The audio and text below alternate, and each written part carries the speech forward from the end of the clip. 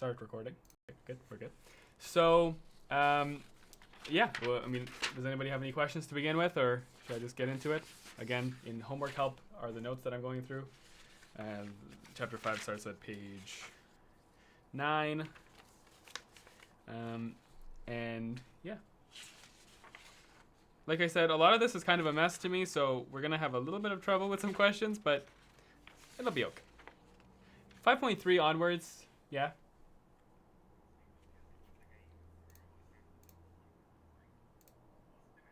How to do, because they're like, Yeah.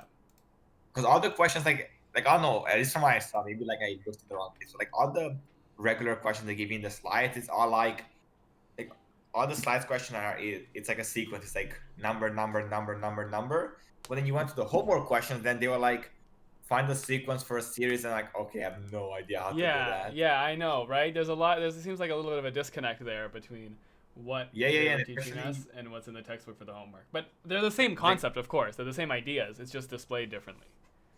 no, I know it's the same idea. It's just like I had no idea where to take it from, because like, and like, because it's like if n's equal to 3 and n equals n minus 1 plus Yeah. something, I was like, okay, bros, how do you do that? You know, Mm-hmm. it's like all the questions, for at least from my professor, they were all like number questions. It was all like number. They were all like numbers, right? It wasn't like I equation. see. You Yeah. had to find an equation, but it wasn't like equations in give. So yeah, it was a bit of it was a Who's big your disconnect. professor? Who's your professor? Delcourt. Delcourt. I see. Okay. Yeah. Okay. Interesting. Okay. Well, let's get into it. So I will start with. Okay. I think I'm going to skip the what's a series, a sequence. A sequence is just a list of numbers, right? They have nth terms. There you go. That's pretty much all I have to say about what is a sequence. Got to plug in my thing. Okay. Write it, man. Never forget. There we go. Okay. So.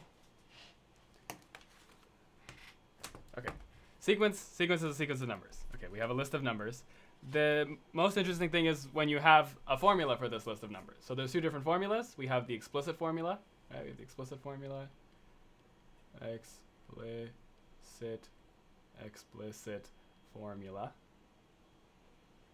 Okay, that's when you have a function, right, that defines the sequence, right? So I should write it like this actually. I should say that this sequence, an, right, is defined by this function like this, right, f of n, whatever the function is. So for example, like we have an explicit formula that looks like this, right, an equals, 2n plus 3, right, for n greater than or equal to whatever. Let's say 1 or 0, right? And that's a sequence now. So it's only the integers past 0, including 0. There's another kind of formula called a recurrence relation. Okay, and so recurrence relations are a little different. So for example, let's say I want a sequence to be defined like this. So I say recurrence relation. Right, so that's like I want a sequence to be defined by what was the last term. So for example, if I say, oh, my sequence is start at 5, and then the next step, the next item in the list is going to be the last item, right, plus 3. So then I know the next one is going to be, okay, well, the next item in the list is the last item plus 3. Okay, it's going to be 8. And then this is going to be 11. And this is going to be 14. Right? So we just keep going up like that. And so ... This will go forever. Right? So this is a recurrence relation because we're talking about something that happened before. Right? This isn't... I can't just plug in... If I want to figure out what's the 10th term, well, I'm going to have a little trouble. I'm going to need to know a term around that. Right? So it's not as useful as a function, but it's just another way of describing a recurrence, just a relation or a sequence. When I say solve a recurrence relation, that means find an explicit formula for it. So if I wanted to solve this recurrence relation here that I just wrote, an plus 1, yada yada, right? Well, I would say, right, that, we take, we start at 5, 8, 11, 14. So in general, this kind of looks like, right, it's kind of a linear relationship. It kind of looks like 3x plus 5, but we're talking about n's, so it's 3n plus 5, right? And that's our an. If you were to imagine this as being a linear relationship, right, the slope is 3 and the starting value is 5. So there you go. I can try it, right? So for the 0th term, it's 5. First term is 8, and you can just keep going. So essentially, I solved this because I wrote an as a function of n. And that's what I wanted to do.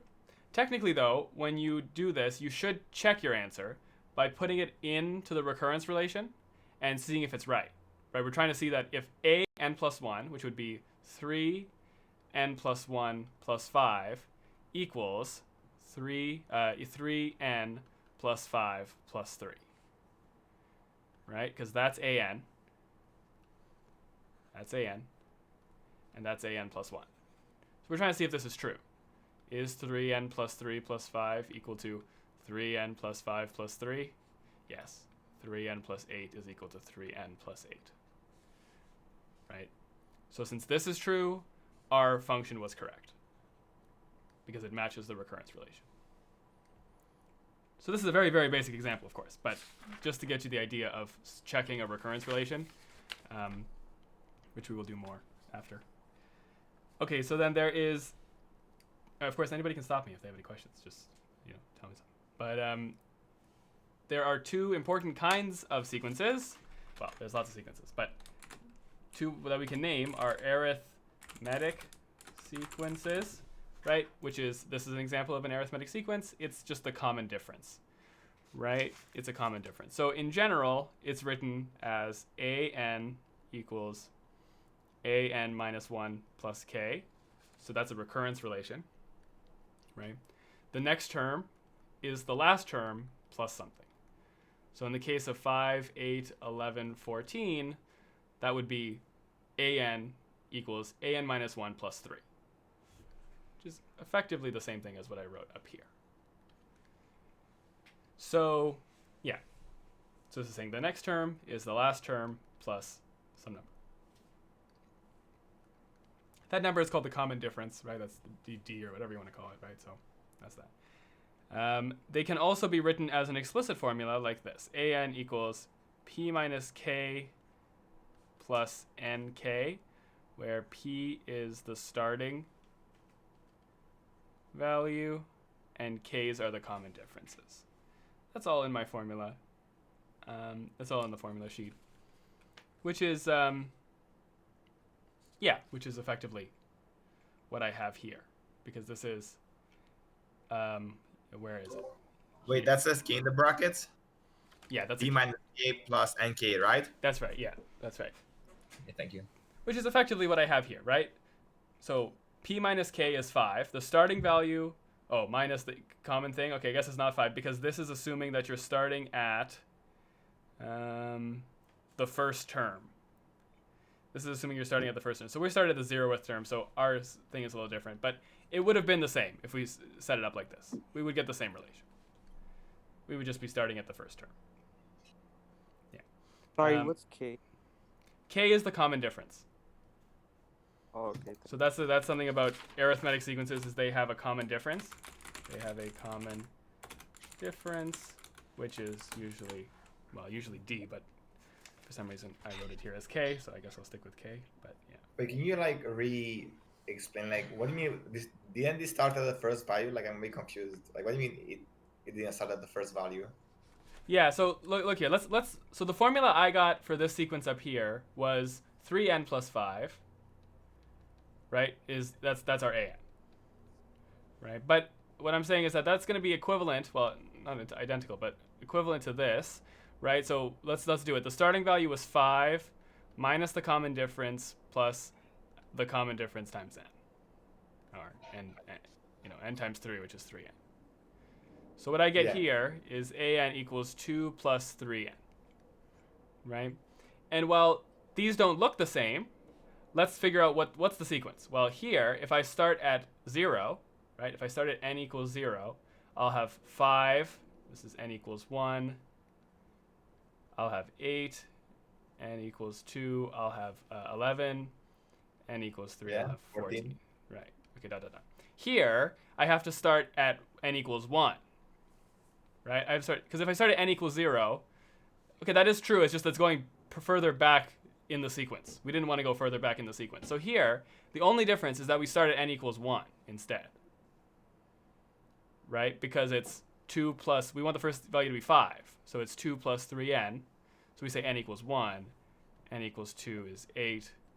N equals 3 is 11. N equals 4 is 14. So wait, how do you know if your sequence is starting at like the first value, if it's starting in the middle? Like, how do you know? We were given this. We were given this. This is like if we were given this relation right here, right? And we wanted to find an explicit formula for it, right? You know where it starts. You know where it starts. Yeah. So you choose the n value that gets you where you would want to start. So we started 1 if this is our explicit formula. Start at 1 because we want our first value to be 5. And we start at 0 here because we want our first value to be 5. So you just have to like add a number to like fix it, because the coefficient before n is always the same, but you just have to add like a different number. Yeah. The coefficient before n is the same because that's the common difference that's going out. Yeah. Okay, thank you. So just have to now shift it to the left by adding a Yeah, different number. yeah, exactly. By just looking at the Thank you. formula a little bit differently. Right. So that's okay. That's arithmetic sequences. Next, we have a geometric sequence.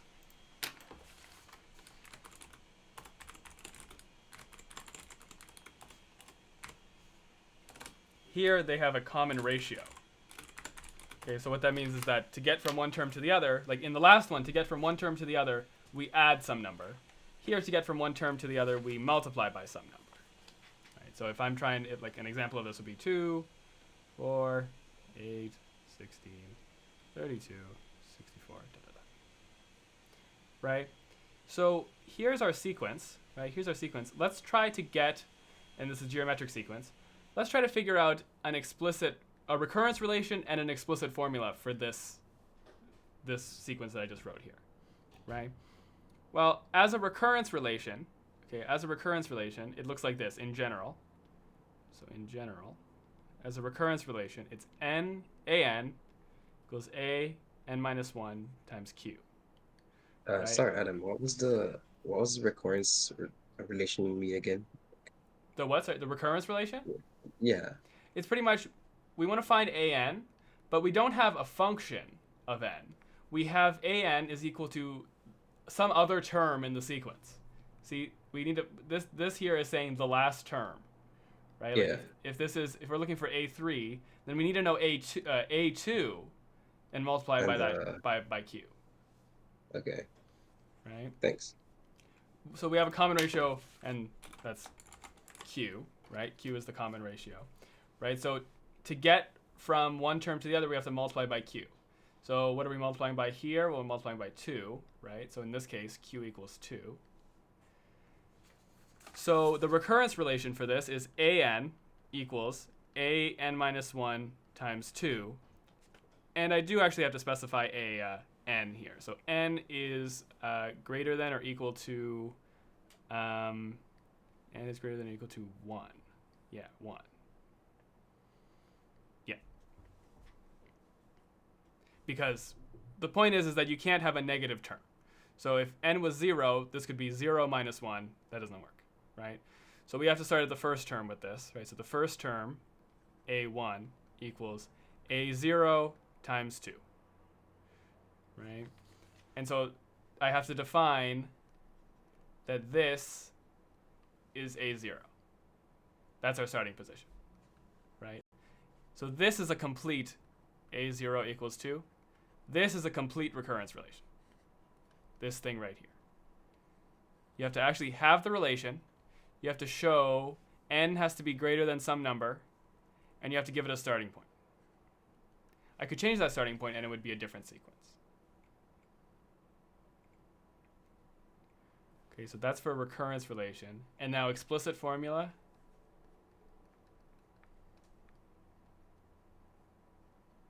Right, so an explicit formula for a geometric sequence looks like this. So in general, it's an equals rq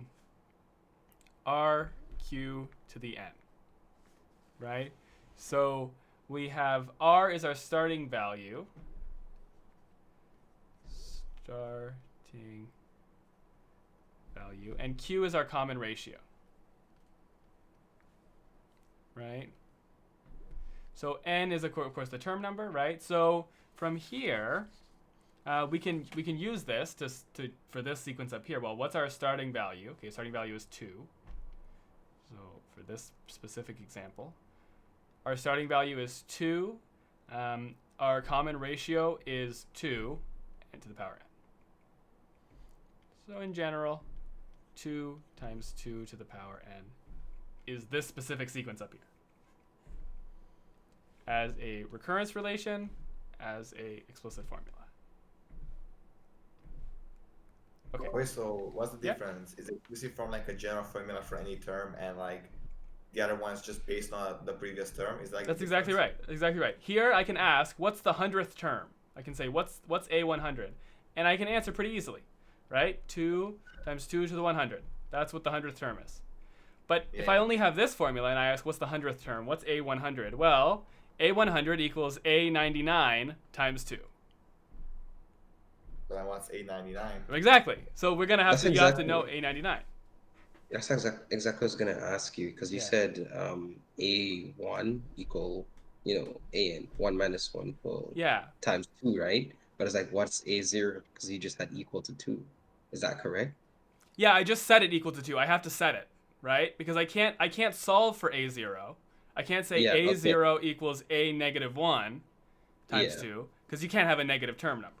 Yeah. Okay. Exactly. So I you need to just have say sequence. what A0 is. I need to say what A0 is. Exactly. Yeah. Also, That if makes it has sense. like the reason, like I don't know if it has, but also the reason why it starts as like it's just kind of a notation and starts as 0. I know it doesn't make sense. There's like the 0th term, but just like starts as 0. It's kind of like arrays in computer science.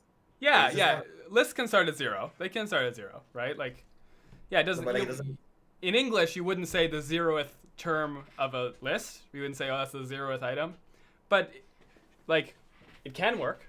It like. Yeah, of course it can. I'm just saying that like logically, you shouldn't confuse people that Yeah. it's because n equals 0 doesn't really make sense, especially if you think about like in English. Yeah, the So, 0th yeah, item on the totally, list. yeah. Yeah. But yeah, think of it like an Um, array in programming, and that's that. Yeah, I don't know I don't know if people need to hear this, but just thought it might be helpful. Yeah, for sure, for sure. And Um, sequences can start on any term number, right? Yeah, go ahead. For the explicit formula, is it n also greater or equal to 1? I guess, or greater than or equal to 0. It can Yeah. be. Although Okay. you don't technically need to show that because it like when you write f of x equals root x. That's totally fine as a function. You don't need to say x has to be greater than or equal to 0.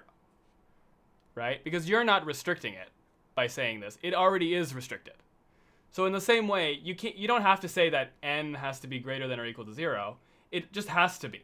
There is no way you'd plug it, like you can't plug in a negative item here. Right?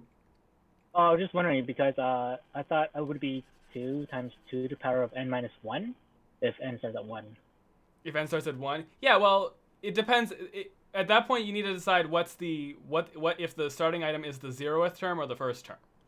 Right? Because if the starting thing is the first term, then it would be, the starting item is the first term, then if I plug in 1 here, it would be n minus 1 if the starting item is the first term. Yeah. But then if the starting item is the 0th term, you can just leave it like this. This is fine.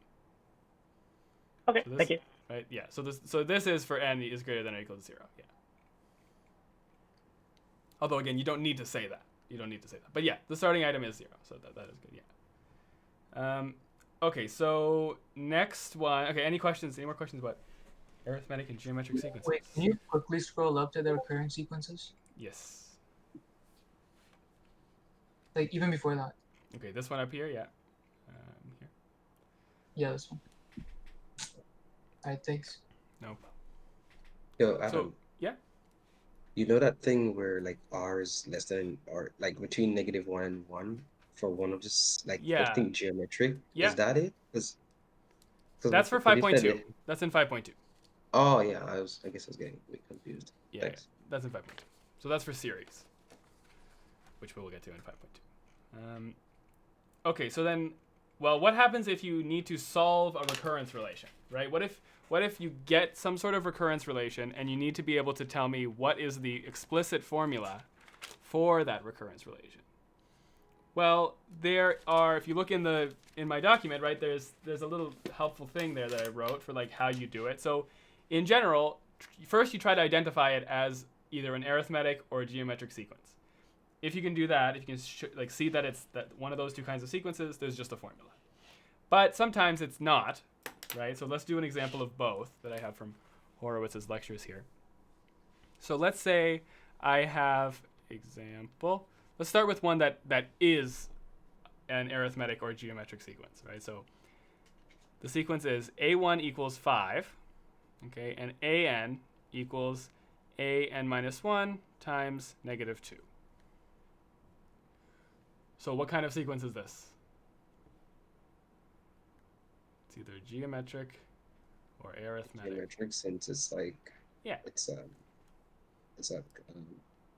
there's no like additional like difference. It's just multiplication. Geometric.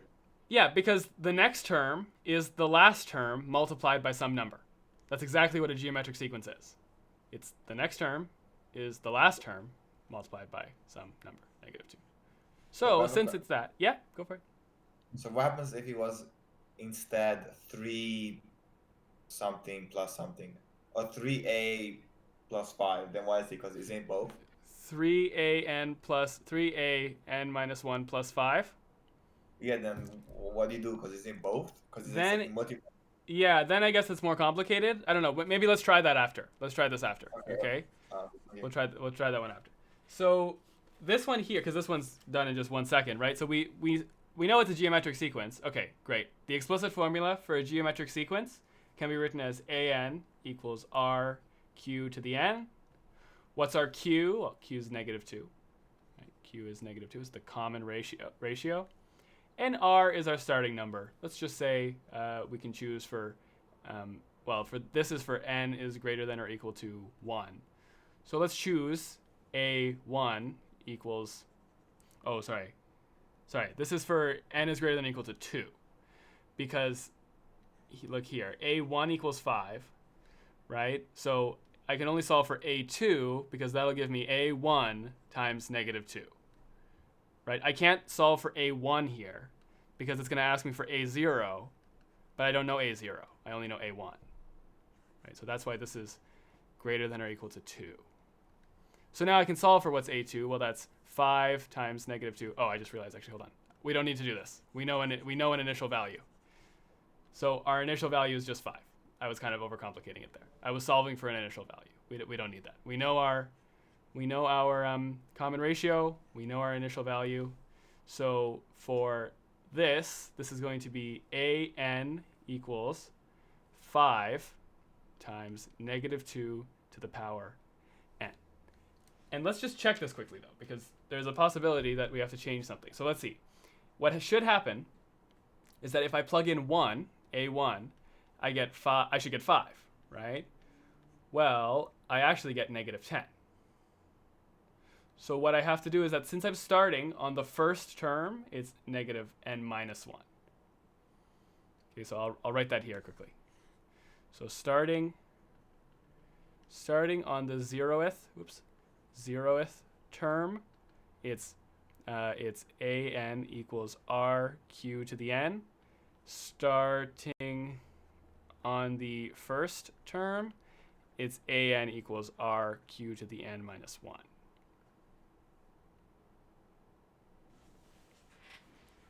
And this does carry on to, if we're starting on the 10th term, right? Well, then you want your first item to be 10. Yeah. You want your first, if you're starting on the 10th term, then it would be,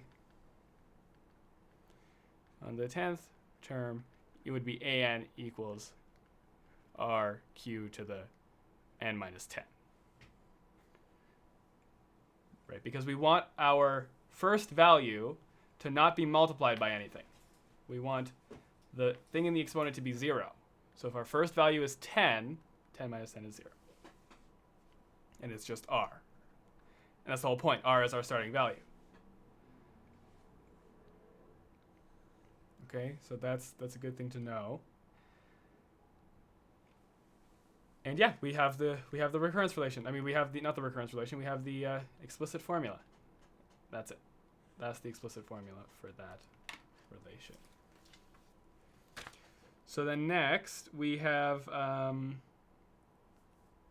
more complicated one.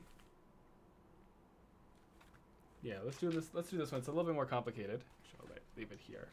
Again from Horowitz's lectures. So, example. Find the explicit formula for this sequence. A1 equals a half. AN equals AN minus 1 plus 1/2 to the power n. Okay. So that's our sequence, right? And technically this should say for n greater than or equal to, what can it be greater than or equal to? 2. Yeah, greater than or equal to 2. How I check what it should be greater than or equal to is I'm thinking, okay, well, what's the lowest, what lowest AN do we know? We know A1, right? So can I put 1 in here? A1 equals A0.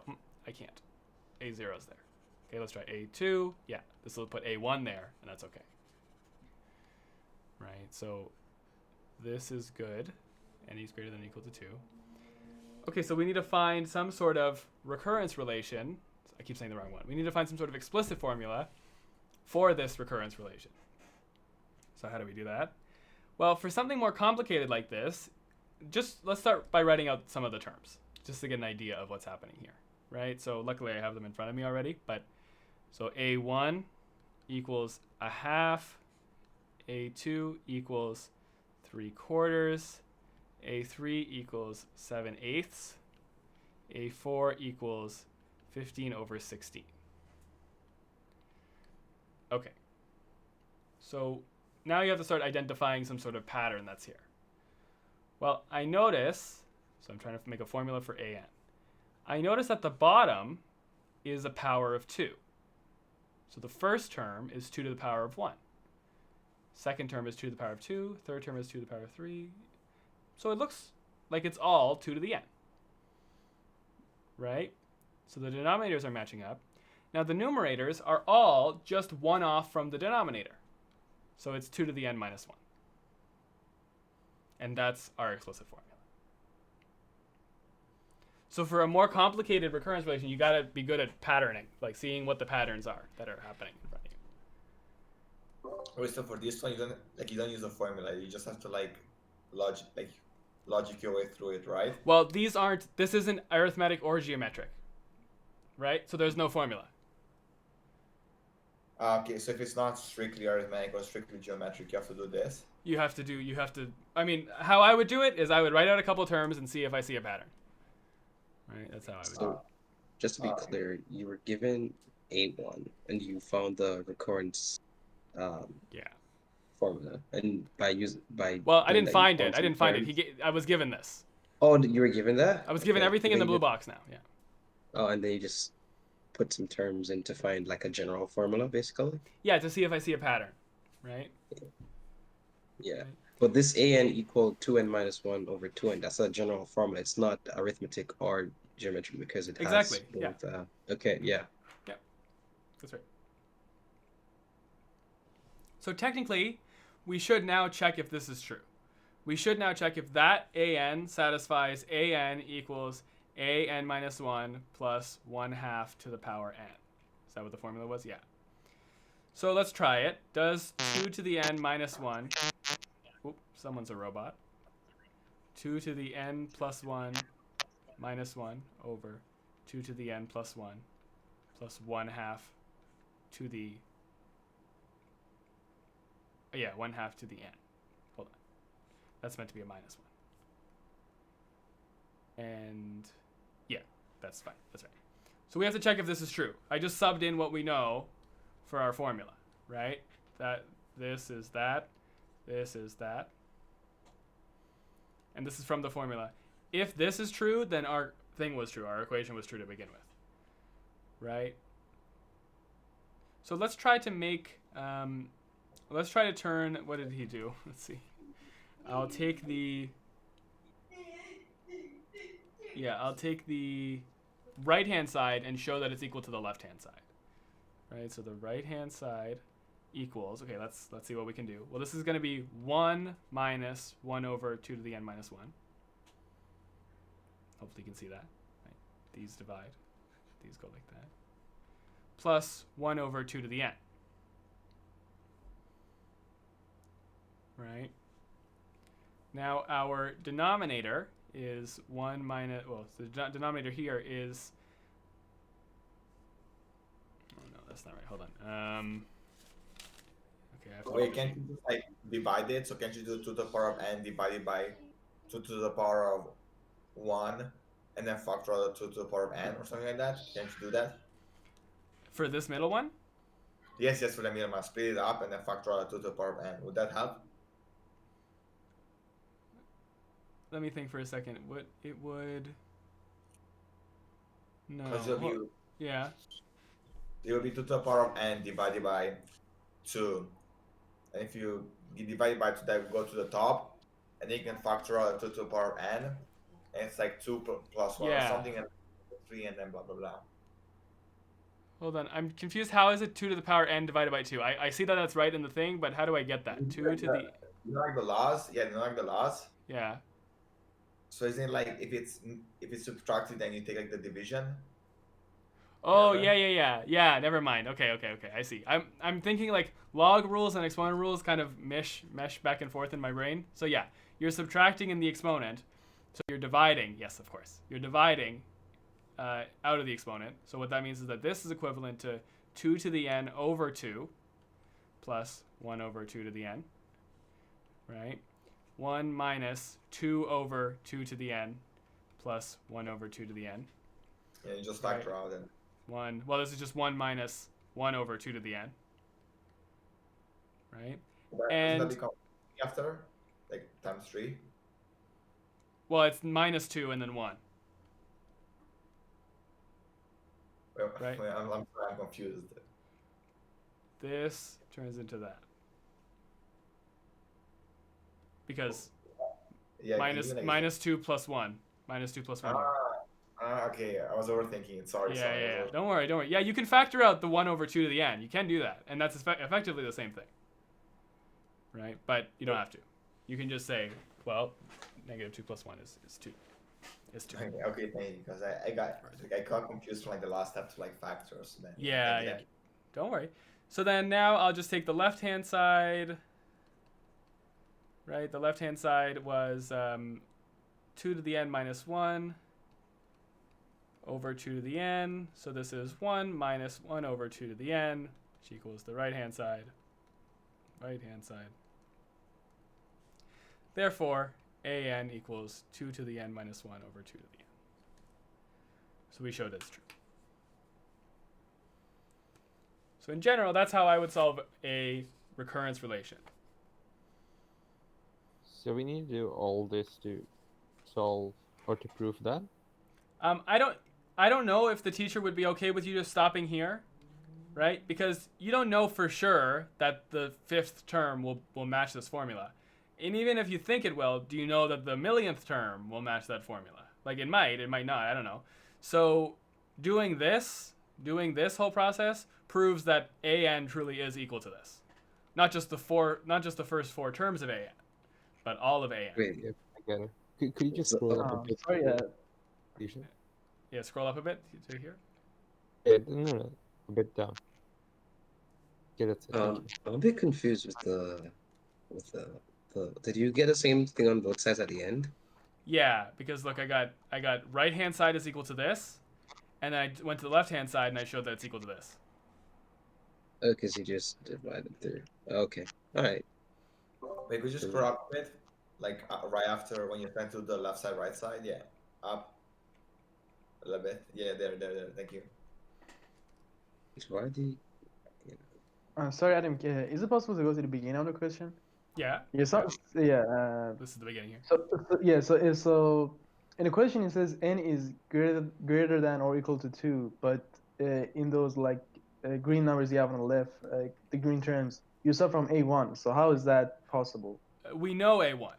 We didn't use the formula here to find Oh, A1. We know I A1 see. to begin with. Using the formula, we then use this. We then start finding A2, which is greater than or equal to 2. I see. So we were given A1. Okay, I see. And in the formula that you found, the n is greater than or equal to 2, right? Or does the n begin from 1? It begins In the from 1. formula. It begins from 1. Well, let's Oh, check. I Let's see. Does A1 work? It's 2 minus 1 over 2. So that would give me 1 over 2. Yeah, so that is correct. I see. So for this, it's Interesting. n is greater than or equal to 1. Oh my god, Hmm. yeah. Greater than or equal to 1.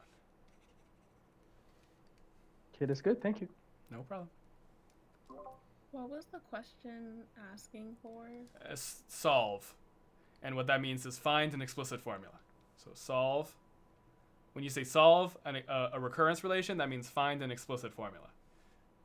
As in what we have here.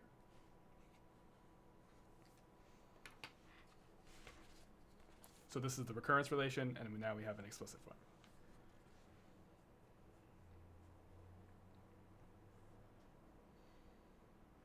Okay. So in the formula that you found in the so what is that formula called in the purple box? The explicit formula? Explicit formula, yeah. Okay, so every time you find an explicit formula, the n always starts from 1. Is that right? Not necessarily. Not necessarily. No. It depends on what you're starting at, right? Depending on what your starting term is, right? So essentially just check when you have your explicit formula, check if you're the one you know, A1 is what it's supposed to be. And if it's not, then adjust in here. Maybe you have to add like a plus 1.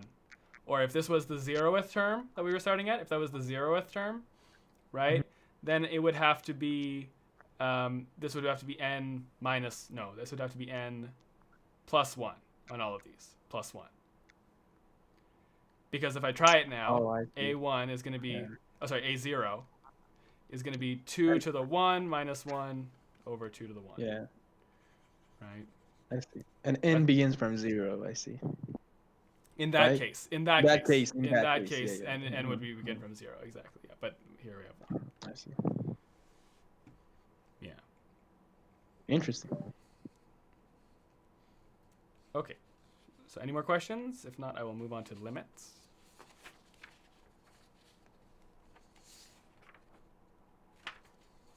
I know I'm moving a little fast. I just kind of want to get through the content so that we can get to practice questions, because there's a lot of really hard practice questions.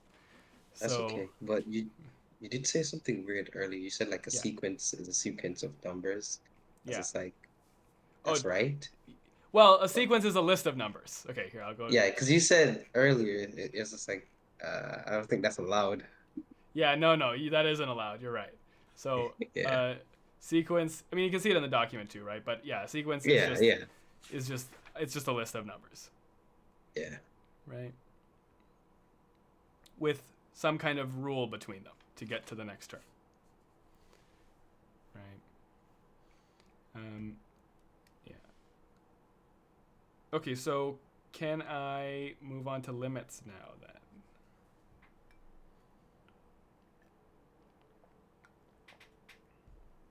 Okay, I think I can. So, well, if I have a sequence like this, right? If I have a sequence like what we said before, right? Like if we had 2, 4, 6, 8, 10, ... Well, where is this headed? It seems like it's headed to infinity, right? Or if I have a sequence like this, 1, 1, 1/2, 1/3, 1/4, 1/5, 1/6, right? Well, this isn't gonna get to infinity, but we don't really know where it's going. It's not gonna go below 0.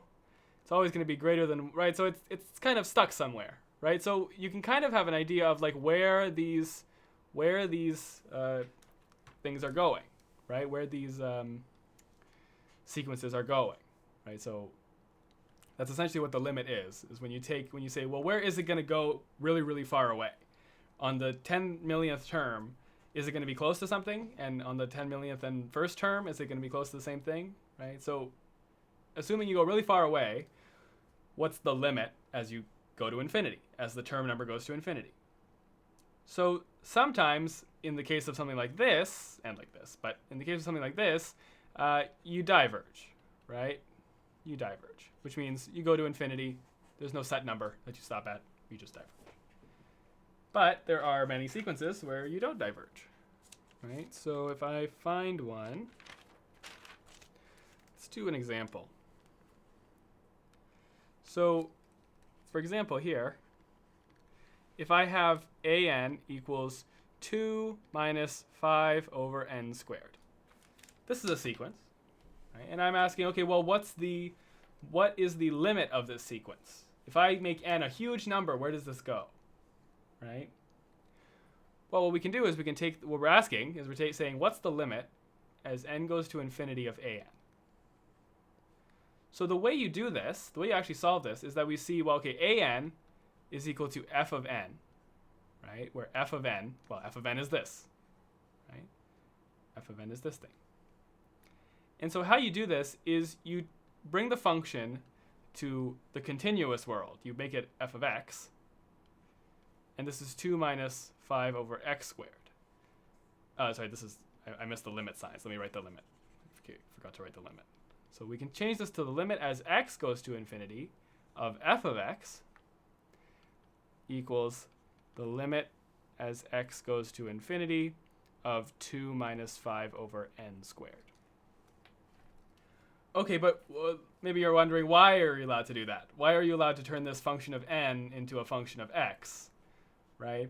Well, if I open up Desmos here, so if I have some sort of sequence that looks like this, let's say I have this sequence here. This was 2 minus 5 over n squared. So 2 minus 5 over n squared. Oh, sorry, but I'll make it x to cheat a little bit. But so this is what the x function looks like, continuous on x, right? Now let's see what the points are though, like of a sequence, right? Because if this is f of x, you can see my Desmos, right? It's all working. Yes, as we can see Desmos. Okay. So okay, Yeah. let's say we want one f of 1. Right? So that's a point in the sequence, right? These are integer numbers. So essentially we're doing n f of n. Yeah, we could do that. Right? 3 f of 3. Whoops, 3 comma f of 3. And notice, of course, because it's a function, they all match the graph perfectly. So Wait, for the first two, aren't you multiplying? and there's a comma Well, there. the second one. There's There's a a comma. comma? I can't There's a see. comma. Yeah, it's hard to see. It's a glitchy, but yeah, there's a comma. Right? Do one more. 6 f of 6. So you see, the actual series is just these dots, right? The series is just a bunch of dots because there's not a continuous function. It's a discrete function. It only does integer values. But we can take it to the x world totally fine because it's the same function. And whatever limit this has in the x world, right, will be the same as the limit of the integers, of the dots. Does that make sense? It'll be the same because they're the same curve or the same function, right? So you can see that the limits will be the same. Hopefully that makes sense. So that's why we're allowed to just change the, because we don't really, like, sure, you can just say right from here, take the limit as n goes to infinity, right? Sure. And you can try to see what this looks like just like that. But what you're doing is you're putting it in the x world, and this is a limit we know how to calculate with x's. Oh, sorry, that should be an x there. That should be an x. And with x's, this is a pretty simple limit. It's just 2 minus 5 over 0. Sorry, 5 over infinity, which is 2 minus 0, which is 2.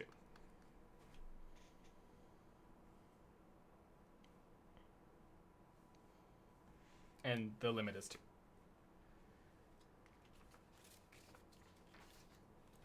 You can skip this whole writing part, right? You don't have to write all this. I could just go from the start. I could say an equals 2 minus 5 over n squared, and I'm taking the limit as n goes to infinity of 2 minus 5 over n squared, which is 2 minus 0, which is 2. That's fine. I don't know if you'll be dock marked for that. I don't know. But this is just to explain everything that's happening here, right? We're turning into a continuous function and taking a limit like that. Yeah, probably won't take marks off. Like, I don't see why they would take marks off. No, I don't see why they would take marks either. Yeah. Okay, so let's try another one. This one's pretty good. So this is we have a sequence. Sorry, Yep. And I'm sorry to interrupt, but so sorry. Can you scroll up just a little bit? Yep. Just want to take a screenshot, yeah. Okay, perfect. Thank you very much. No problem, no problem. So here's our new sequence. 1 plus 3 over n to the n. Yeah, to the n. Okay, well, does this look vaguely familiar? Maybe? Isn't that how you like calculate E or something like that? Yeah, like, that's roughly? exactly right. Exactly right. Well, the limit, take this limit, right? If you take, well, so to be clear, the limit as x goes to infinity of 1 plus 1 over x to the x, that's E, right? It's a little different. We have a 3 there, so it's not going to be exactly the same, but very similar. So let's see if we can turn, in fact, I'll leave that there just in a box. Let's see if we can turn this limit, right? Because we're taking the limit. The question is, I want the limit, right? The limit as n goes to infinity of an, right? Well, okay, if I were to just plug in n, if I just plug it in, I would get 1 plus 0 to the power of infinity. So 1 to the power of infinity. So we're not quite there yet. We can't, 1 to the power of infinity is not, well, hold on. 1 to the power of infinity is just 1. Yeah. Yeah. Power of infinity 1. So you can do it, can't you? The answer Wait, is not you're saying 1. that this is the function of E? Yeah, Yeah, this is how you get E. That's the one of the definitions of E. Oh, yeah. Okay. To be clear, e to the power of 1. Right? E to the power of 1 there, right? So, yeah, I don't know why I can't just plug in infinity now. That would be 1 to the infinity, which should be 1. There's something that makes me not allowed to do that, and I don't know what it is. Yeah, it confuses me because like, if it's because if it's like 1, but that becomes doesn't it become 0? It's 1 plus 0 to the power of infinity, whatever. So that's It would be 1 to the power of infinity, which should be 1. I think I ran into this problem before. I really don't actually know why I'm not allowed to do that. I understand that that's not the right answer. I can see that that's not the right answer. But why am I not allowed to? I guess 1 to the infinity is not defined. Or maybe because 3 over n. Maybe 3 over n is like it's not 0. It's like maybe when you add it to 1 and then you make it to a power of infinity, it gives you E. Like, I don't know. I don't know. Yeah, no, I know what you mean. I think, okay, I don't know, but we're not allowed to just plug in the thing. So what we have to do is I'm going to try to turn this into the expression for E.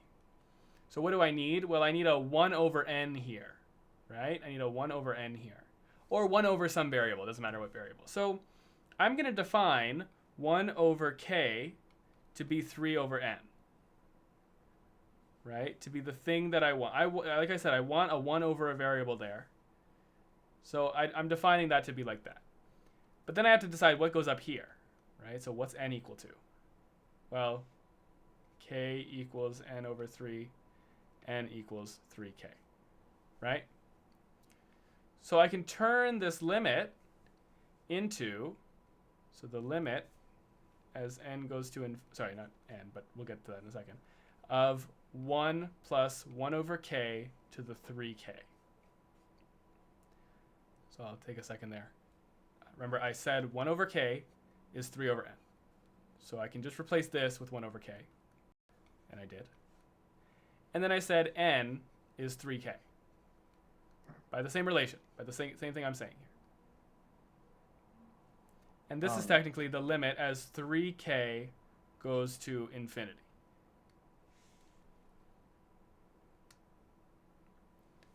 But why can't we use the 3 over n from the question? What do you mean 3? Well, because I want to have 1 over x here. I want to have 1 over some variable. Is that the only reason? Yeah. Okay. I'm trying to make this look like E. The expression. Do we have to make it look like E, or like, I mean, I think so. is that necessary? Well, the answer is e to the power of 3. Oh. That's the answer, right? So I think yes. Nice. Right. So because what I'm gonna get here, okay. So first of all, this limit as 3k goes to infinity. It's kind of weird. So well, if n goes to infinity, right? So here, we take this relation here. How do we know what to do with that? Well, if n goes to infinity, right? Then k will also go to infinity. 3k will go to infinity for sure, but k specifically will also go to infinity. Right? So we can actually just replace this with k as going to infinity. And then what I write is the limit as k goes to infinity of 1 plus 1 over k to the k to the 3. Right? So I just separated this exponent here as k to the 3. And then I just take limit. So actually this is going to be, I can now move the function inside. So it's the limit inside, sorry. Limit as k goes to infinity of 1 plus 1 over k to the k to the 3. This, that's a k there. This is e. And it's to the power of 3. And that's your answer. So the answer is just e cubed. Yeah, that's the limit. So Wait, how does that simplify to e? What'd you say, sorry? How does that simplify to e? Sorry. That's like one of the definitions of e. That's one of the definitions of e. To begin with, is this exact thing. The definitions of anything that I need to know. It's actually the first time I'm seeing this now. Wow. Yeah. I can't think of any other definitions you might need to know. Good. But That's great. So Don't think that's great. So whatever is above k, is that the exponent of e? yeah. If it's not anything more complicated than this, if you have exactly this, and you just have a number right there, yeah, then it's just e to that power. Life hacks. Right? If you have exactly this situation. Right? I tried to Google up why it's not, but I still understand. Why I it's think we not- can't what, we yeah? can't apply the limit right away because 3 over n is not exactly 0. When it's to the power of n as well, or something like that. I But- vaguely remember you talking about it, Yeah. but 3 over n is not exactly 0, so we can't say that the entire thing. I don't know, something along those lines. But sometimes we can say, like in this example up here, well, I guess maybe because it was n squared, that may be different. But It's n squared, right? And it's not to the power of n. That's what I'm saying. Like if it's 3 over n, but there's a power of n also outside the bracket. Oh, okay. So maybe So then we can't say we it's 0. can't say it's 0. Yeah. We can't say what is zero. If that power of I'm n sorry. wasn't there, then maybe. But This whole thing, we can't just say this is 0. We can't just like apply the limit right here and say this yeah, is because 0. because that n power is what I'm saying. Yeah. Yeah. Oh, Yeah. good to know. Thank you. Working with infinities are very weird. Yeah. Yeah. Oh wow. Maybe Horowitz besties us with this exact question on them tomorrow. Yeah. That'd be a Could you just miracle. scroll up a bit? Just want to take a screenshot. Yes. To here. Just at the last ending limit This portions. here? Like Yeah, maybe like those that. three. Thank you. And an important thing I did here, which kind of is subtle, but I moved the limit inside the cubed function, right? And I'm not always allowed to do that, but I am allowed to do that here. And this is the same as the rule for limits in general, but I'll write it out here. It's an important thing, right? So I'll just write what I have here. So let f of, I can't type with this right there. Let f of x be a continuous function, and the set an a convergent sequence, then this is true. The limit the limit, whatever the limit is, of f of an equals f of the limit of an. Hopefully that makes sense. You can move the limit inside the function if it's a continuous function and an is convergent. So technically, yes, you need to know that an is convergent to begin with, although I think that rule, I mean, you might not have to worry about it that much, but because you're usually, if you have to use the rule, it's because they're giving you a question that is convergent. So you're using that to find that it's convergent. But maybe later on, in later chapters where you can first check if something's convergent or not, that might come up more. And remember, convergent means that it's a... Oh, wait, hold on. Yeah, wait a second. Oh, yeah, convergent just means that it does have a limit. The limit exists, pretty much. So whenever you have a limit rule, in general, always it's pretty much given the limit exists. If it doesn't exist, then the rule doesn't apply.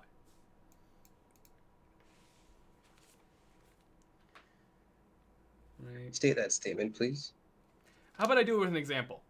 Yeah, that's much better. So if I have this, right, if I'm trying to figure out what's the limit as n goes to infinity of an, and this is an is cos of 2 over n cubed, n squared, whatever. Doesn't matter. Well, what I'm finding is this, limit as n goes to infinity of cos of 2 over n squared. What I'm allowed to do by this rule, cosine is a continuous function. So what I'm allowed to do is I'm allowed to say this is equal to cosine of the limit of 2 over n squared as n goes to infinity. Right? I'm allowed to say that this is equal. So just to recap, if it's continuous, you can put it inside, but if it's not, then you can't. If it's not a continuous function, you can't put it inside. And continuous over everything, like not just continuous. Yeah, continuous. Well, continuous. You could do it with the root x function. I'm pretty sure, as long as your n is above 0. So what about like a tangent function? It's tangent function, like, no. Tangent function is not continuous. Yeah. I think that's it's like if you had a limit, like then it wouldn't count. Never mind. I think it's only like polynomials, square root, and some trig. Just be careful with square roots. There might be something weird with square roots. We don't know for sure, but yeah. The basic one, just x squared. Yeah. So now it's just cos of 0. This is 1, so the limit is 1. Right? Yeah. Okay, let's move onward. Look through my notes here. So there's a bunch of limit laws, which I think I'll just put on the screen. They're the same as the limit laws that we know from regular limits. Right? So they look like this.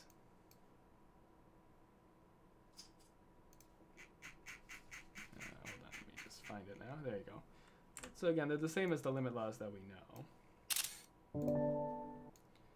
There you go. So they look like that. This is again in my document. So you can have a constant multiple. If it's just of a constant, right? If an's a constant, if a sum of two sequences, the product of two sequences, and the quotient of two sequences, this is all true.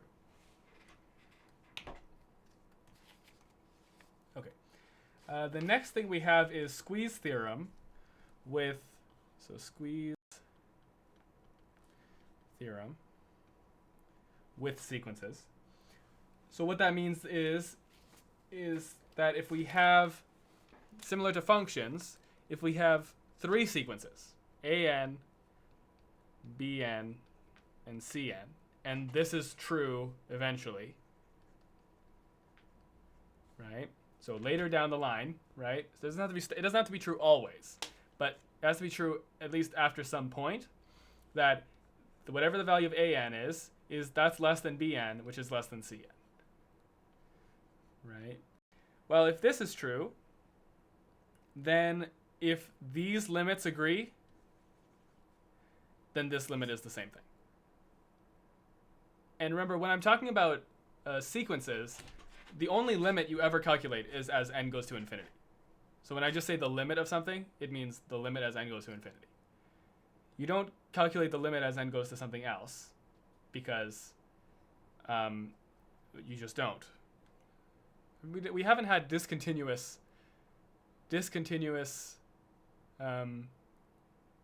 sequences yet. So maybe that's something that's coming up. I don't know. But we have no discontinuous sequences. They're all continuous. So, well, they're not really continuous. Sorry, they're not continuous, but they're for any n greater than something, right? Whatever their starting number is, whatever the starting n is. So they're continuous on the integers. I'm sorry, what was your main point with the limit of n up to infinity? With this one here, with what's on the screen. Yeah, what were you just saying? What I was just saying is that if I just say the limit of an, what I mean is the limit as n goes to infinity. Okay. You never calculate anything else. It's never the limit as n goes to 5. All right, cool. It's just infinity. So the squeeze theorem. Yeah. Oh, sorry. Yep. Yeah.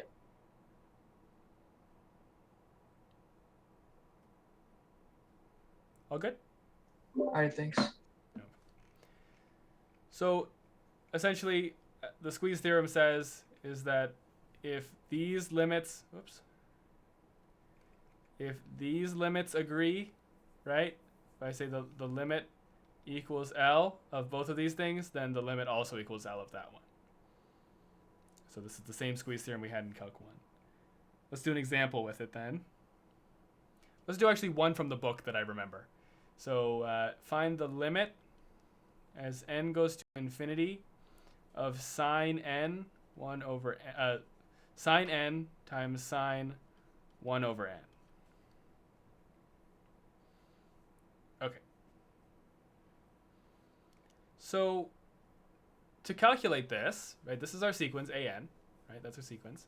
So the limit of this sequence, what do we know right off the bat? Let's find some sort of inequality that can help us here. Well, we know that sine n is going to be between -1 and 1. Okay, so we almost have our sequence bounded. We just need that sine 1 over n. Okay, multiply everything by sine 1 over n. So this is just going to be sine n sine 1 over n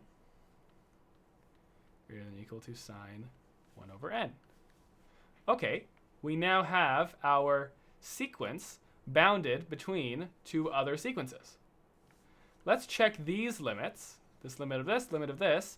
If those agree, then it's equal to this limit.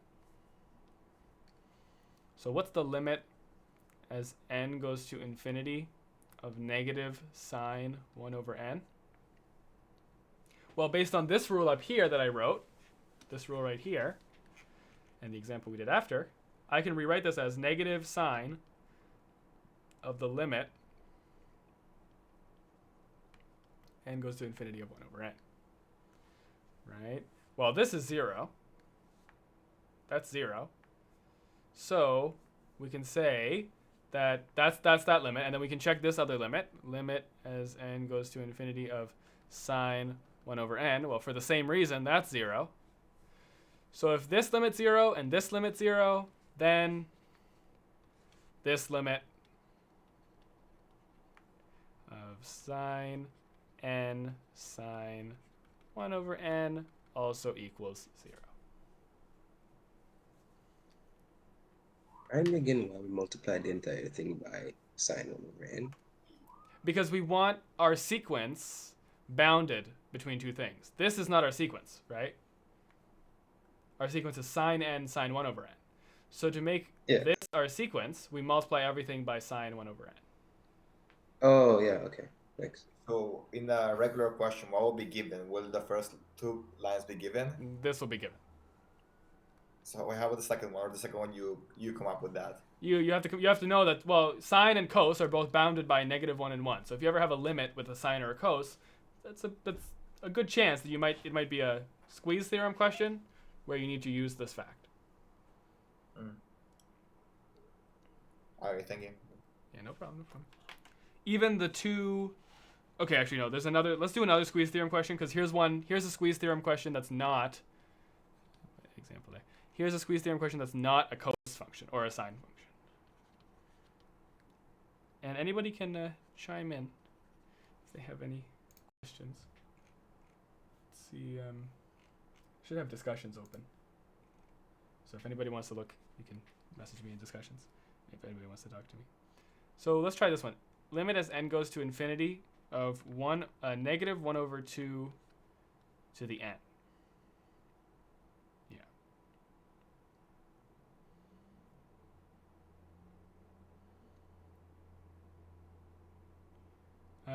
Okay, I want you to know something too, that this as a function of x would never be possible, right? This is not a function you can have as a function of x. It's not a continuous function. If you want to see the graph, I doubt Desmos will even graph it. Let's give it a try. So we can say -1/2 to the power x. It doesn't even try to graph it. We have a dot. We have a dot at 1. No, it's gone now. Yeah, it doesn't even try to graph it. Because it's just like, if you imagine what's happening, you have the power, you have a negative number to the power of something, right? So if that power is, first of all, if that power is an even number, then there's no solutions, right? There's no real solutions. It's not a real thing. And if it's an odd number, then there is. But you're infinitely getting caught between them because you have tiny decimal numbers that are even and odd. So you just like can't graph it. But as a sequence, it does make sense, right? As a sequence, it does work. So we can try to find the limit as this goes to infinity. So I'm trying to see how they did it. So we know that 2 to the n, whoops. See this, -2 to the n is like this.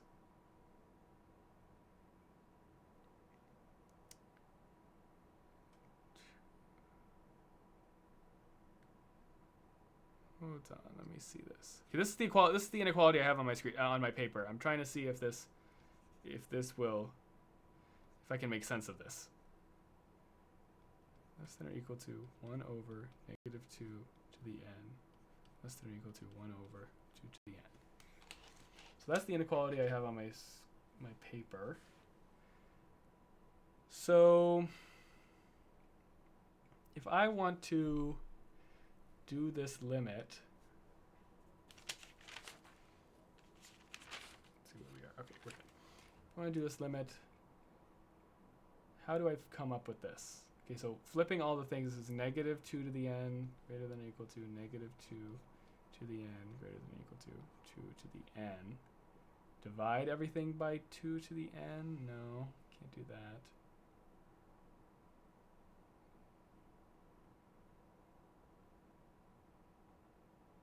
I guess you know that -1 to the n. Yeah, you know that -1 to the n is between. No, it's not less than -1. Okay, I don't know how to get this inequality. I don't know how. This is just what Horowitz wrote. I don't actually know how to get that. What's the final answer? Well, this is the final inequality, and then you just take the limit of this and the limit of this. They agree, so that's the limit of this. So how did? Oh, you're saying that you don't know how you got to there. I don't know how I got this. What was the initial thing before that? This here. This up here. No, okay, you know how you had -1 less than or equal to sine less than or equal to 1? What was the original thing for limit as n approaches infinity as well? Of this one up here? Or for this question here? For this one, yeah. Yeah, for this one. This is what the question gave. This is what the question gave. Oh, so they didn't give you anything else. Okay. No, yeah. So we need to. So this is true, apparently. Sure. Negative. So Sorry, Adam. Isn't the expression in the middle and the expression on the left the same thing? Middle and left, not Oh, quite. no, they're different. They're different. Yeah. I see. They're different. I see yeah. why they're different now. Yeah. Yeah. The one on the left is always negative, right? Yeah. It's always negative. Yeah. Mhm. So Can you try solving the limit by using ln on both sides? well, solving the limit will be okay. Solving the limit will be okay because I can just take the limit of this side, right? So 2 to the infinity is infinity. So this is just 0. Take the limit as whatever this limit is. So I should say limit as n goes to infinity of 1 over negative 2 to the n is greater than or equal to 0. So we can see that this limit equals 0, right? We can see that that limit equals 0. My confusion is where did this come from? Don't particularly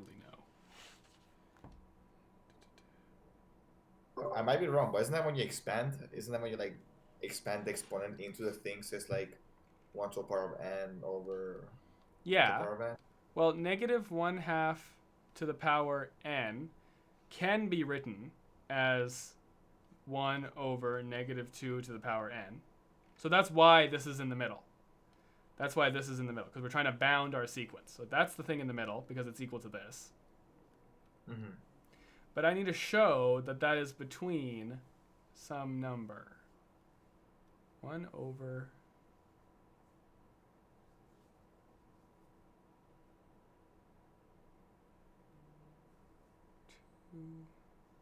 Well, actually, 2 to the 1 over 2 to the n is between, well, it's between 0 and 1.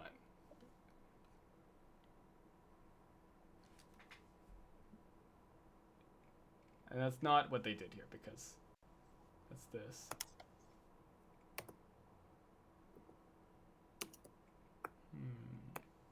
Okay, I'm not sure, but I say let's move on, because, yeah. I'll try to see if I can think of how I don't know how I got that, but yeah. But let's keep moving maybe, unless anybody has any ideas. Nah, we just accept because I think it's fine. I think it's fine too. Let's. I guess they're just comparing the two, which is like negative and positive version of the ratio that's in the middle. I feel like that's what they did. Alternating, right? So they just did the two sides of the alternating sequence. Is it always greater than or equal to? Oh, okay. I guess that does make sense. Yeah, you're right. It is alternating. So. Yeah, so it's like one side and this side. It's the combination of the two of them. Okay, then that is what it is. They took this 1 over negative 1 times 2 to the n. That's the same thing there.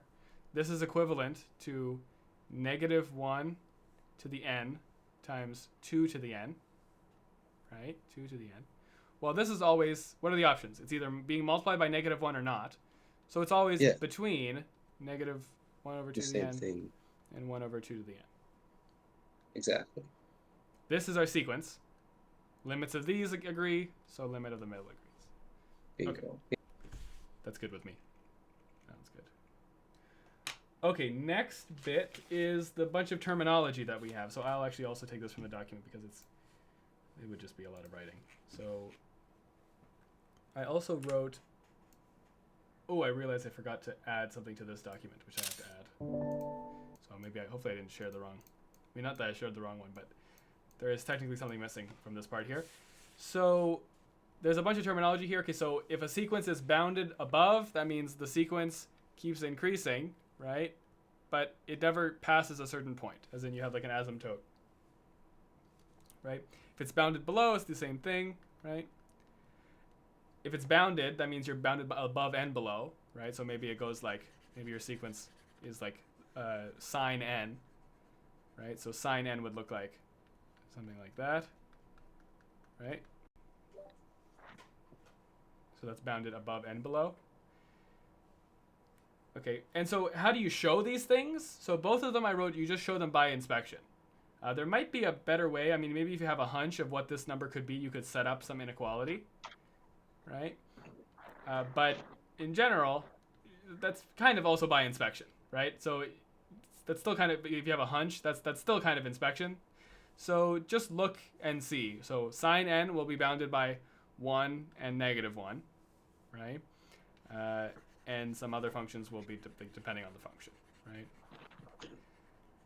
Then we have increasing and decreasing functions. So an increasing function is always, so this is the inequality for increasing functions, that the next term is bigger than the last term. The next term is bigger than the last term. Always, right? And that's what that's saying. So to show that something is increasing, that a sequence is increasing, you just show that this is true. Alternatively, which is the thing that I forgot to add here, I added it, but what I shared is this document, and it doesn't have that added, is that you can check the derivative. Check f prime of x and see if that's always greater than 0. If f prime of x is always greater than 0 for n greater than or equal to whatever your starting value is, right? So for n greater than or equal to p is your starting value, then if the derivative is always positive, then it's always increasing. Right? It's always increasing. Someone's got their mic on and are touching glass. Oh, sorry. It's okay. Don't worry. So similarly for decreasing, the next term is always less than or equal to the last term. That's exactly what this means. The next term is always less than or equal to the last term. So to show that, well, you can show this exactly, or you can just check f prime of x and show that it's less than 0 for all n greater than or equal to your starting point, whatever your starting point is. And then a monotone sequence is one that's either increasing or decreasing for its entire course after some point.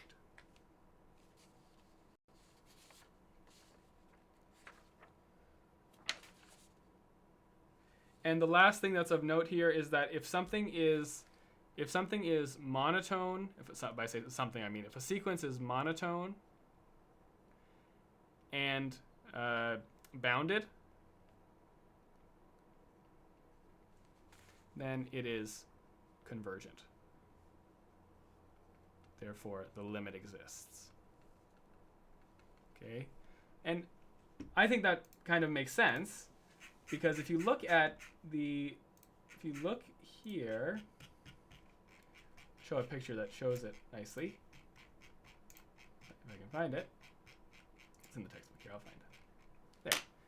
There. Right? So this is the picture that the textbook uses to describe the same idea. Right? So if we have a sequence that's always increasing or always decreasing, and it has a bound above and below, then it must converge. Because what are the options? If you're always increasing, right, but you have to stay away from this bound, then you have to converge onto something. You have to have an asymptote. Or what else, say you're decreasing, and you have a lower bound. The only way you can get out of this is to go back up, right? But you're monotone. That would be a decreasing section and an increasing section. Monotone sequences are always the same either increasing or decreasing throughout its whole domain, right? So you can't do that. So your only option is to make an asymptote here, where you're still decreasing towards it. So that's why this is true. If you're monotone and bounded, so either you're always increasing or always decreasing, and you're bounded, which means you have an upper bound and a lower bound, right? Then you're convergent. And again, convergent means the limit exists. That's the first one you just did, like, type. What was the thing before it? Like you just said like monotone. If it's a monotone sequence. Yeah, it's either increasing or decreasing. Okay, and the things before it was just decreasing or increasing. Oh, here, this one. Well, bounded above, bounded below, bounded, increasing. Okay, thanks. Okay, that's all the content in 5.1. We still have 5.2, but I only actually have 2 pages of notes for 5.2. It's not too bad. So let's do maybe a couple practice questions here for 5.1, and then I will take a small break, I guess, and then we will go back to 5.2, which isn't very long. Never mind, I'm not looking for a practice question here. So let's say we want to show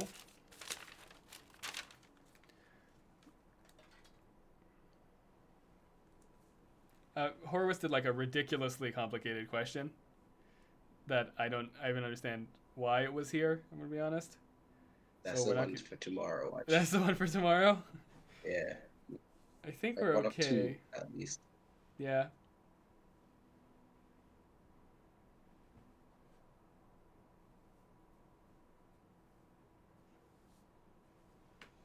I don't really understand these questions. Let's see if I understand the next page. Solve.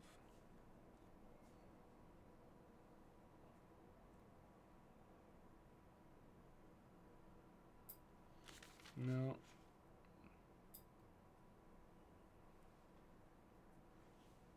Okay, there's not really any good questions here for this stuff. No, there's not really any good questions here because there's some, but they're all not really how it works. They're all kind of like special cases. And none of them are probably going to be on the test, I'm going to be honest. So they're all like things you can just work out logically, right? So like if you have, for example, cos n, right? Is cos n, first of all, is cos n bounded? Yeah, it's bounded because cos is always between -1 and 1. Right? It's always between -1 and 1.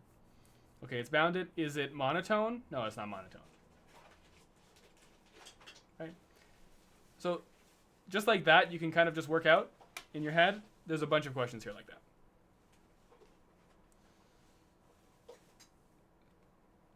Okay, I do have another.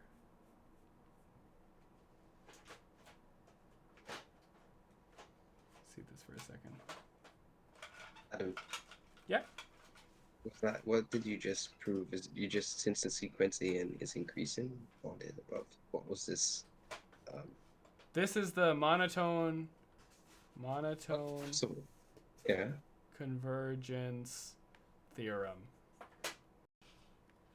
Oh no, because you just said random. You just have cosine is greater than or equal to. That's not related to this one. That's not related to this one. That's.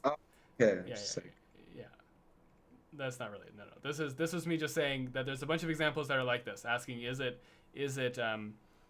bounded? Is it bounded, and is it monotone? Right. So there's a bunch of examples where you can just sort of work it out in your head. Okay, well, does anybody have any textbook questions from 5.1 that you want to try? If there is, let me know.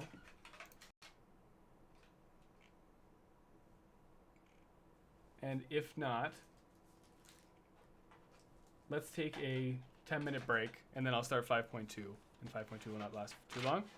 And then we can, well, I don't know about 10 minutes, but let's take a, well, it's 40, okay, let's start back at 7:45 or 7:46 something, so we get it done. Okay? So I'll be back. Yeah? It's you just have bounded and not bounded. Whoops. Yeah, right there. This is just an example. Like, is this bounded or not bounded? Yeah. Okay. This wasn't really a full example. This is just me saying. Yeah, I was kind of confused. All right, thanks. Yeah. Okay, let's take a little break, and then I will be back at not 8:25. I'll be back at 7. Let's say 7:46. Okay, so back in just a little bit.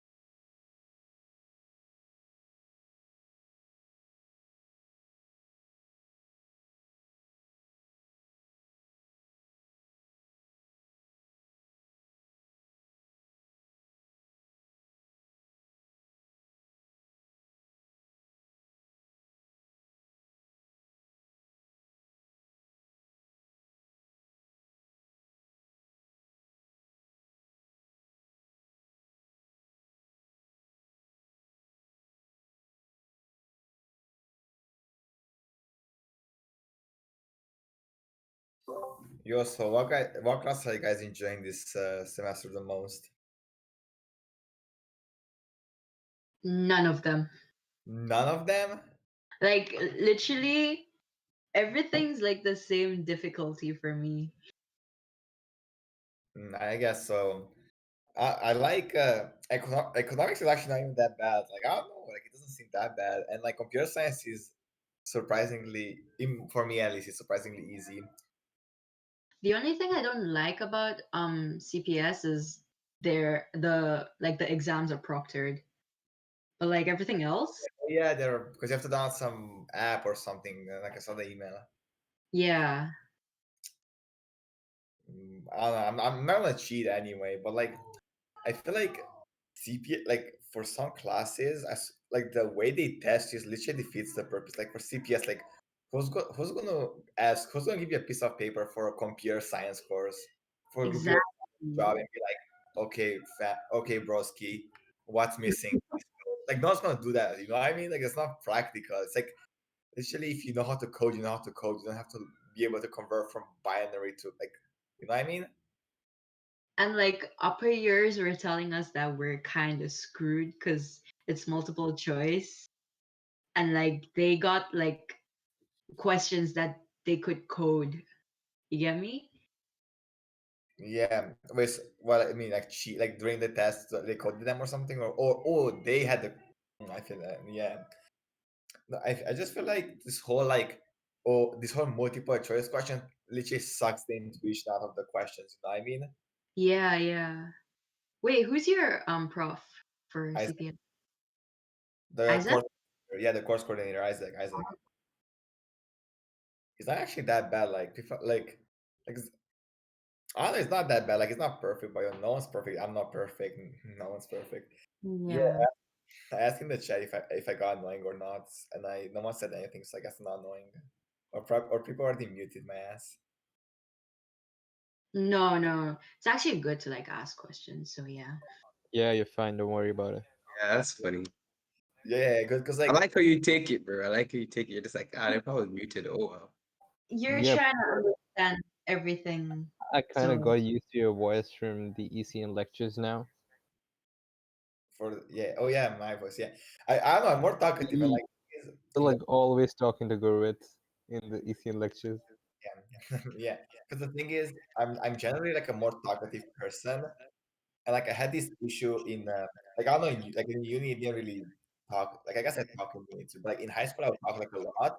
So like I even like nowadays, like I found out like a couple of months ago how people are saying like, random ass people I never interacted with in high school were saying to like because okay, basically someone I knew in uni now knows someone I knew from high school, and like she said to this random girl from uni, like my high school classmate I never interacted with, it's like, oh yeah, this kid's nice, but he talks a shitload. Like I had this issue where people would like fucking say how I talk too much. So I was like, I might as well ask, because if I get annoying, I can just shut the fuck up. Like, I don't know if I got annoying or not, because it's voice. So I was like, yeah, I might as well just ask. So, No, you're fine. You're fine now. okay, good, Lance. wait, are you guys gonna go for what's that, the review session? But I've got the review session on another device right now. I don't Dude, this is even know what to attend anymore. did it start? oh, this Wait, is my what time is it? Start now. 7:30. It They starts haven't at 7:30. started doing any of the problems yet. I think I'm gonna just do my self practice after this. Yo, Adam is my review session. Else. Dude, does every year have an Adam, or is it just us favorite? Like, I want to know. Maybe I think the we're special. Yeah. the gods Think gave of Adam that. like COVID, blah blah blah. We needed Adam. Adam just came out of nowhere. He was just like blast from the skies, you know. Adam's literally like a god. Like I mean, What? let's not say that. I But dead he's ass thought pretty he was a good. TA because I didn't know I'm new to the server, so like I joined. I'm like, what the hell? You guys got a whole ass TA in your fucking server, but lo and behold, it's one of us. This man's a whole professor. Dare call him a TA? Dog, where you at? I'm a I. Adam is a professor. You dare say that? Yeah, Alright. fact. You Yeah. gotta. There he is, the man Hi. himself. Oh, Adam is hearing it. I'm back. Adam is hearing everything. I heard the last 10 seconds of your conversation. As was saying, like Adam was You can listening. tell by his smile on his face. No, he's gonna turn reds. Yeah. Adam's blushing. He's like, Don't worry, Adam. We Oh. were just talking about how goated you are. Well, thank you. Little old me. Yo, I was I was thinking to put the Adam study note in like the chat and be like the Bible. Take it. Yeah. No, no, no. Yeah. I was thinking to. Never mind. Yeah. Well, now you Yeah, can't it- because you said the No, joke. you said so. it. Yeah. So yeah. Okay, guys. So let's move Not on all to first year students 5.2. are blessed with manual. Adam, I mean. What the hell? Let's move on to 5.2, which is series. So I'll put that here. Fancy. 5.2. So 5.2. Someone has their mic on and it's vibrating or something. Zips up. Okay. Stop now. Okay, good. So let's see here. Okay, so 5.2 is about series. So what's a series? Whoops, series. And I don't have Discord open. So again, I have discussions open so you can see that. And it'd be nice if I could spell series. So if I have a sequence like this, I'll do just a normal sequence again. 2, 4, 6, 8, 10, ... Well, another question you can ask about a sequence is that you can say, well, what's the sum up to this point? So for example, what's the sum up to the third term, or up to and including the third term, right? So that's S, we call it S3, right? So that's that's pretty much A1 plus A2 plus A3. That's what S3 means. In other words, S3 is the sum, n goes from 1 to 3 of an. Okay? And then Sk, which is called the kth partial sum, is n goes from 1 to k of an. So this is saying, this is a function, s of k, pretty much, that's defined in terms of a sum, where we find all the terms added together leading up to and including the kth term. So hopefully that makes sense. Right? We were finding all the terms added together up to some point, up to some term k. And if your term starts at 0, then you just start this at 0, and that's no difference. Like if your sequence starts at A0. So that's the idea. And then, so this is called a partial sum, right? This is called a partial sum.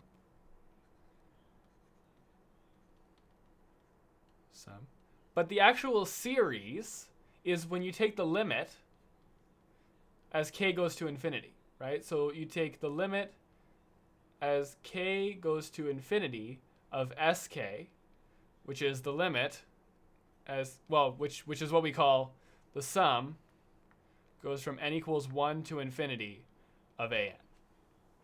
The idea is that what happens if you add all the terms together, right? What happens if you add all of them together? Well, that's what this would be. The limit for sk.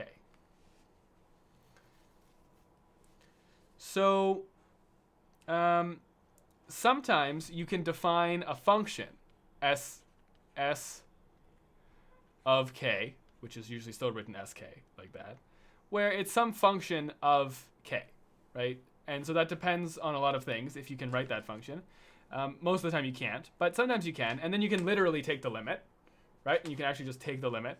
But sometimes you have to, a lot of the time, you have to do something else to figure that out, right? But the idea of sk is it's the kth partial sum. But this is the series, right? This is the infinite series. This is the infinite series. So how do people feel about this so far, these two?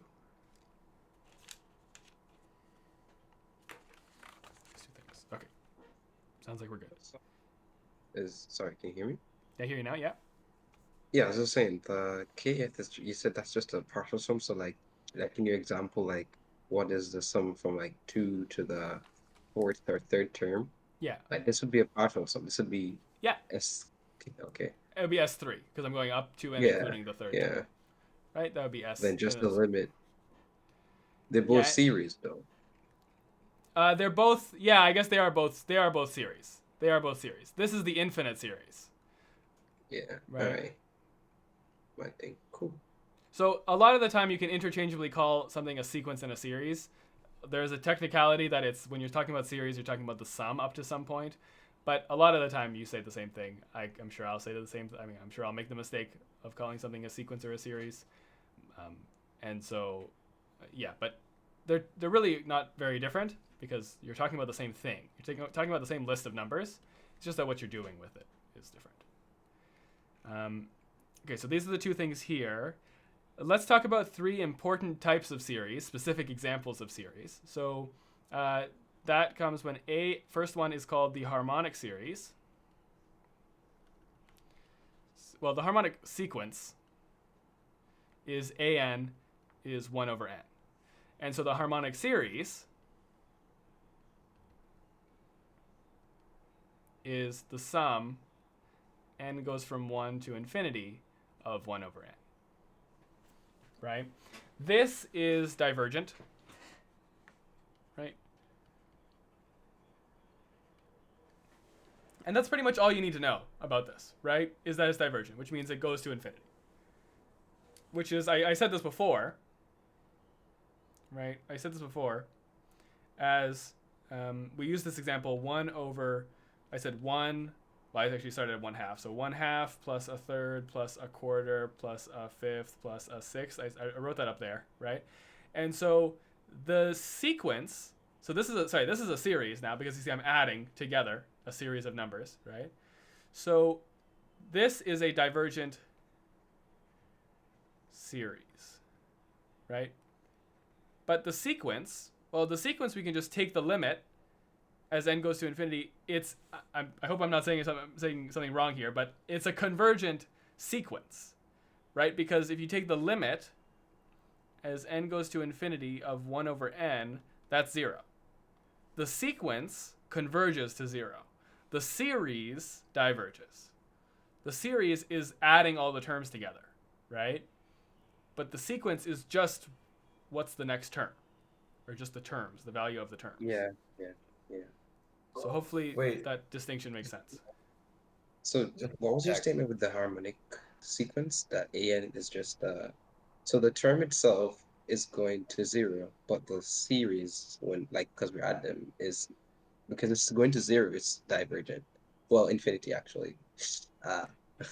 Yeah, well, since the term numbers are going to 0, right? The value of each term is going to 0, but the value of the partial sums, right? The value of the sum up to some term number is not going to 0, right? It's divergent.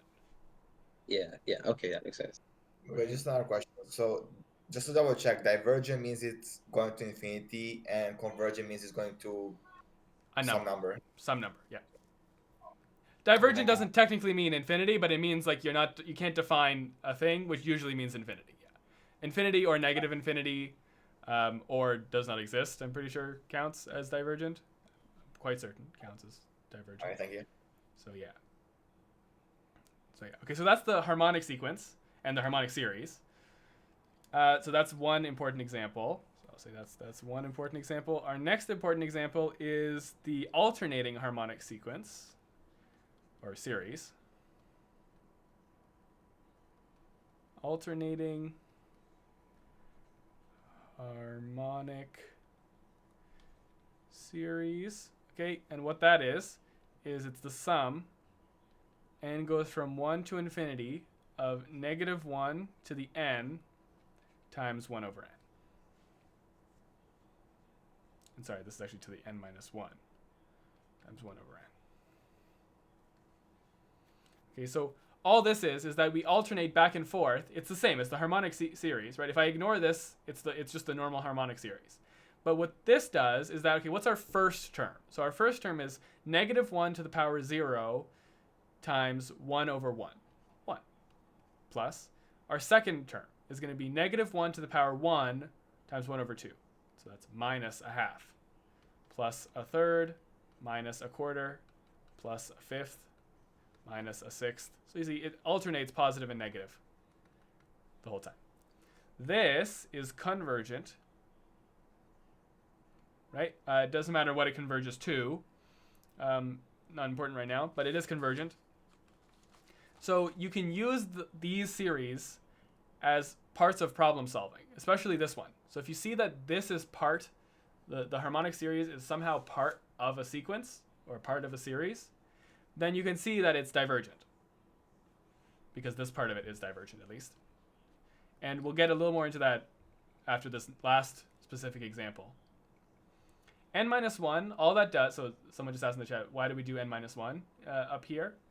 It could be n, and all that would do is that it would be, we would start with a negative, and then have a positive, and then have a negative, and then have a positive, and then have a negative, and then have a positive. Right? Okay, so it was just for your specific sequence. Yeah, well, so the definition of the series has a minus 1 there. It wants the first term to be positive, and then negative, Okay. and then positive, and then negative, and then positive, and then negative. That's how it's defined.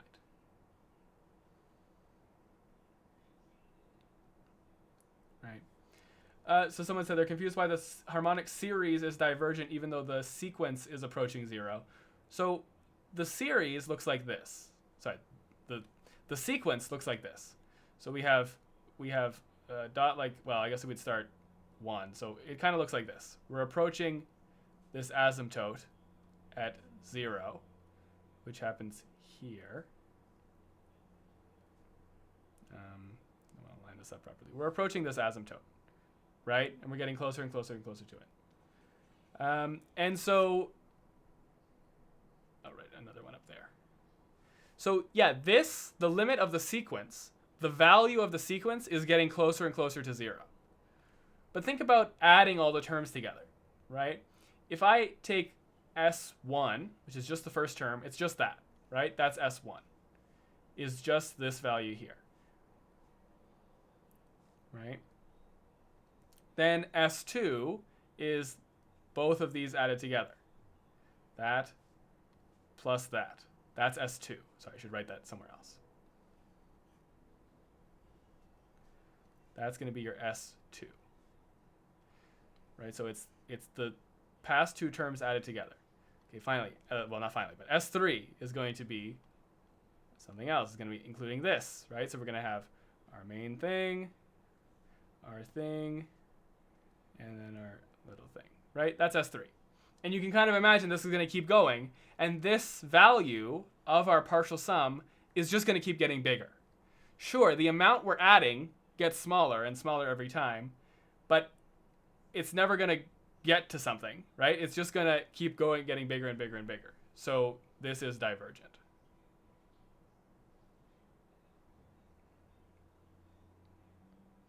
Right? We can get as close as we want to whatever number by just continuously adding,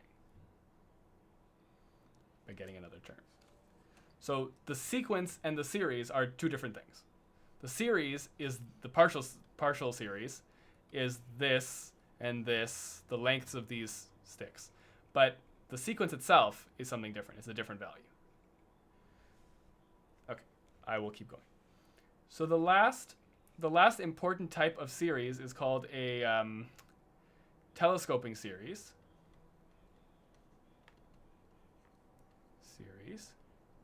Right? And the interesting thing about telescoping series is it's actually one of the ways calculus was invented. Series.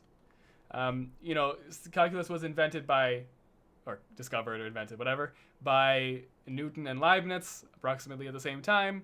What inspired Leibniz to do it, or one part of the things that Leibniz was researching, was a telescoping series. That's something that he used to show integrals, that integrals worked by having a bunch of little tiny portions there. And so that's kind of why we learn sequences and series, because they're very related to calculus and all the things we do there. The telescoping series is basically math history. Yes, that's all it is. It's just a Yeah. paragraph on math history. That's all it is, yes. Yeah, okay. Yeah. But yeah, so just thought that was an interesting fact. How do we find that the alternating harmonic series is convergent? we don't really find that it's convergent right now, at least. Possibly in the future, in like later chapters of chapter 5, later sections of chapter 5, we find that it's convergent. I haven't practiced the later chapters of chapter 5. Sorry, the later sections of chapter 5 yet, so I don't particularly know. But we do know that for now, we just know that it's convergent. Okay, we know that it is. It might not seem like it, but I'm just telling you that it's convergent. I think we're supposed to just accept that for now, and we'll be able to prove it later. Okay. Right. Okay, so a telescoping series is a series where some of the terms cancel within it. Okay, as the series progresses, some of the terms are going to cancel. Now, there's one perfect classical example. Let's see if I can find it. No, I'm in the wrong part. I want to see the exact harmonic series. No, I don't want geometric. We're not there yet. There. Okay. So here's an example of a telescoping series to illustrate what I mean. And this is the example that everybody uses. So if we have this, n plus 1. Okay, so the sum, n goes from 1 to infinity, add up all the terms of this sequence. And the sequence is defined by this. That's n plus 1. Well, okay, with partial fractions, we can turn this into 1 over n minus 1 over n plus 1. Right? Let's try to actually find the partial sums here, right? So what's S1? That's just A1, right? So A1 is 1 minus a half, which is, well, let's just write it as 1 minus a half. Okay? That's A1, 1 minus a half. Okay, what's S2? S2 is going to be A1 plus A2, right? Okay, A1 is 1 minus a half. A2 is a half minus a third, right? Okay, what's S3? A1 plus A2 plus A3 is 1 half plus a half, 1 minus a half plus a half minus a third plus a third minus a quarter. What's going to keep happening here? These are going to continue canceling. So the kth partial sum is just 1 minus, what would it be? 1 minus, it should be 1 over n? Yeah, let me think for a second. 1 minus... Got lost in that. 1 over n, sequence. yeah. 1 minus 1 over n, yeah. Oh, 1 over k, sorry. Because this is the 1... Sorry, shouldn't it be k plus 1? Because when you look at A1, it's 1 minus a half. Yeah, Thanks. that's right. That's right. So you see, here's an example of somewhere where we can actually get an explicit formula for the kth partial sum. This is the first time we're seeing that together here today, right? We have an explicit formula for the kth partial sum. A telescoping series is one of those times where you can get a kth partial sum, a formula for the kth partial sum. So in general, a telescoping series is one where you have the nth term, something about the nth term, and something about the next or the last term, and you're being subtracted. You want to kind of look out for this pattern. So they can kind of come in different forms, but you want to look out for this pattern, and try to do something like this, like exactly like what I did here, and see if it is truly telescoping. Right? It's called telescoping because it's like folding in on itself, right? So you can see if it's folding in on itself, and then if it is, then you can hopefully define some sort of kth partial sum formula. Adam? Yes. I did a question like this before, and it's like sometimes it's not just like the previous term plus or minus the one after. Sometimes it's like a couple of these first terms minus the last. But it's always, from what I've seen so far with CP, it's like if it's two previously, it's gonna be the last two subtracted by it so far, something like that. Like it's a set of 4 things canceling at the same time, or No. Like if you have something like 1 over n minus 1 over n plus 1, sometimes it's 3 terms minus 3 terms at the end. But it's like Yeah, it always yeah. be like I that. see. Yeah, Yeah. yeah, yeah. Yeah. Yeah, so you're just gonna looking out for that kind of pattern of what's happening here, right? Of things canceling in the middle. That's the important bit. Is that things are canceling in the middle. Okay, so that's a telescoping series. Let's quickly mention the. You know what? Actually, I probably should have mentioned these rules to begin with, actually, but I don't know. Let's see if. I mean, it still makes sense, but they would be good to know to begin with. So, if I'm trying to figure out the value of a series, right, or just if a series is convergent or divergent or whatever, I can use these properties, right? Or I guess so they have to be convergent, as it says right in front of me here, right? But given that these sums are convergent, this is true. It's linear over addition and scalar multiplication, right? So, and what that just means, like, you can distribute the sum into the addition and you can take out a constant multiple outside, right? So if these are convergent, which I guess you assume they are if you're trying to solve a problem, right? Although actually I've used this to show that something's divergent before, which is a little strange, but I have used this to show that something's divergent. Maybe we'll get to a question like that and we'll see. But these are properties that are very useful, especially if you have something like this, right? If you have something that like contains a 1 over n as part of an addition, then you know that you can distribute the sum to that 1 over n, right? And then you can say this is divergent, so the whole thing is divergent, right? And that's a really useful thing to know how to do. And there's other examples like that too. So let's use these maybe. Do I have any good examples for what we just did?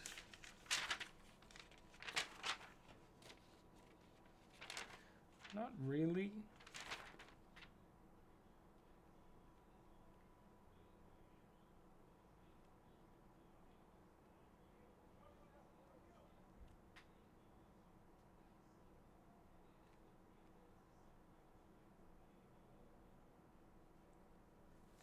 Not really.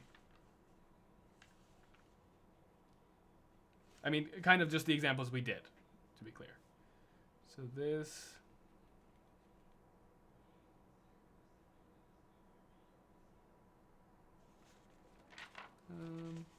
So some of these just have to be done by inspection.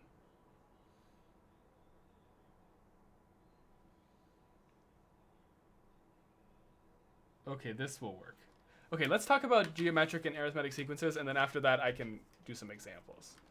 Or geometric and arithmetic series. So let's start with an arithmetic series. Arithmetic series. So for an arithmetic series, right, that's an arithmetic sequence is one where there's a constant difference between all the terms. So if I have an arithmetic sequence where the initial term, A1, is, let's call it P, right? And the common difference, right, difference is D, or let's call it K. I was calling it K before, so let's call it K now, right? Then there is a formula for the infinite sum. So n equals 1, which goes, I realized I typed it wrong in the notes here. Okay, there's some formula for the partial sum, not the infinite sum. Although you can take a limit, but yeah, there's a formula for the partial sum, which is that it's sk is k over 2 times p plus a k. Right, so the partial sum up to the kth term is k over 2 times the initial value, the first value, plus the kth term, whatever the kth term is. So for example, if I'm looking for the, fifth partial sum, it can be 5 halves p plus a5. Right? The initial value, right? The initial value, so a1 plus a5. So we have a formula for that. And then, so that's good to know. again, I wrote something wrong in the notes there, so I'm going to post this again after with the corrected version. And I think I wrote it wrong. No, I didn't write it wrong for the next one. So, yeah. Then we have geometric series, where we have an actual formula. So this next one is for geometric series, where we do actually have a formula for the kth term, just like we did before. But what I'm trying to say is that we also have a formula for the infinite sum as k goes to infinity. So first of all, let's start with, geometric series is the series relating to a sequence in the form a to the rn, right? Where a is your initial value, r is your common ratio, and n is the n value, of course, right? So in this case, the partial sum, sk, is ka for r equals 1, and it is sk equals a1 minus r to the k over 1 minus r for r does not equal 1 otherwise. Right?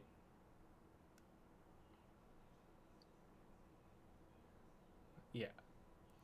So that's our partial sums. Partial sums of geometric series, right? And now the infinite sum, s infinity, which is usually just written as s, right? Well, that's equal to is equal to a 1 minus r for the absolute value of r less than 1.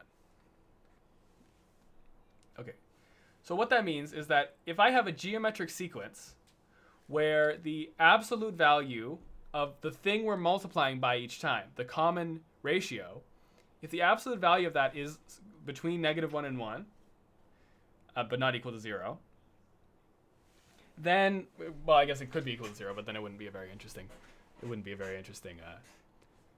sequence or series. But if it's between -1 and 1, then you can say that this converges, right? It converges. So let me just be clear. End converges, right? Obviously it converges because we have a formula for it, right? Otherwise, if the r value is not this, it diverges. So otherwise diverges, right? So that's for r, the absolute value of r greater than 1. So if the absolute value of r is 5, you multiply by 5 each time, it diverges. The infinite sum diverges. Okay, so one last note that I found on and this is the last piece of content. After this, it'll just be practice questions.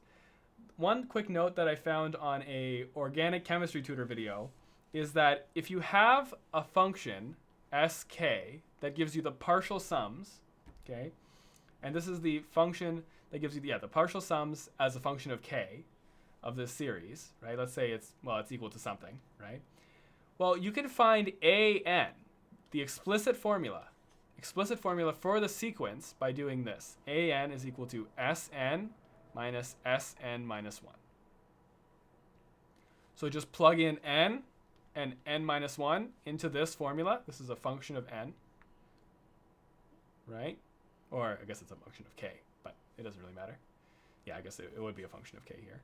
You plug in that function, n and n minus 1, and you can get an from that.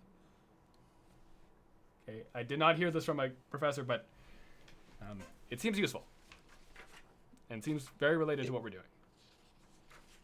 Yo, Adam. Yes. Can you just run through the last two things you said? I kind of zoned out for the last 2 minutes. I didn't get that. This one right here, or this geometric series? The geometric series, yeah. Okay, geometric series are important, so yeah, let's definitely go over that. So geometric series, okay, so the sequence is written in the form ar to the n, right?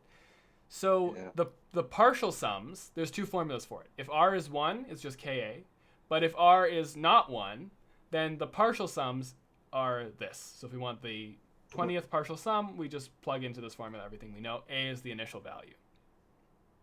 Okay, but we also know s infinity, right? The limit as k goes to infinity. So the infinite sum is convergent if the absolute value of r is less than 1. What that means is that r is between -1 and 1. Right? Oh, yeah. Right? R is between -1 and 1. So if that's true, then it's convergent, right? It's convergent. The infinite series is convergent, and it has a value of this. So it's one of the few times we have the actual value for the infinite series. Compared to the arithmetic series, what was the there was no infinite sum. There was only a partial, right? For arithmetic? Yeah. Yeah. It's just the partial, the difference, and the... Yeah. It's just the partial sum. And then for geometric here we have this. This is for the infinite series. Okay, and then this is unrelated to what I was just explaining. It's just the final fact that I have for 5.2, which is that if you have the partial sum of any sequence as a function, then you can actually find the explicit formula for the sequence by using this formula here. The explicit formula for the sequence is equal to Sn minus Sn minus 1. And that's all the notes I have for 5.2. So that's everything. Let's do some examples, I guess. This is a good example, I think. Of course, anybody can butt in and ask questions.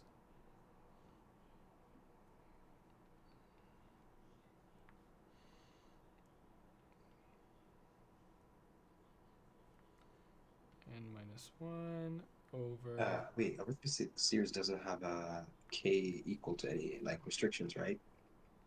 No, it doesn't have k equal to any It's restrictions. just it's just the initial term. Okay, yeah, thanks. Yeah. Well, I mean, it wouldn't really make sense. Okay, I guess k has to be greater than 0. But because you can't ask for the -1th partial sum. Because that means add up all the terms up to the -1st term. Right? Yeah. Which doesn't, you can't do that. The term numbers are positive integers. Oops. Positive integers. So, yeah. Okay, here's my example from the thing. Well, so I guess I noticed the questions usually are not written. It's usually just like this, which confuses me a lot. Like, I don't know what it's asking for. So I suppose it means find the value if it's convergent. Yeah, find the value if it's convergent. So, okay, let's see how we can manipulate this. I'm going to try to do it without looking at my notes. So, well, this can be written as the sum n equals 0 to infinity, or n equals 0 to infinity, of, well, -5 to the n divided by 5. Or alternately, I can write 5 to the -1. Yeah, that works. And this can be 7 to the n times 7 squared. Right? Well, I can take this sum. So this is going to be 5 to the -1 over 7 squared times -5 to the n over 7 to the n, right? So we're taking that out. This is a constant now. So I can take that out. 5 to the -1 over 7 squared.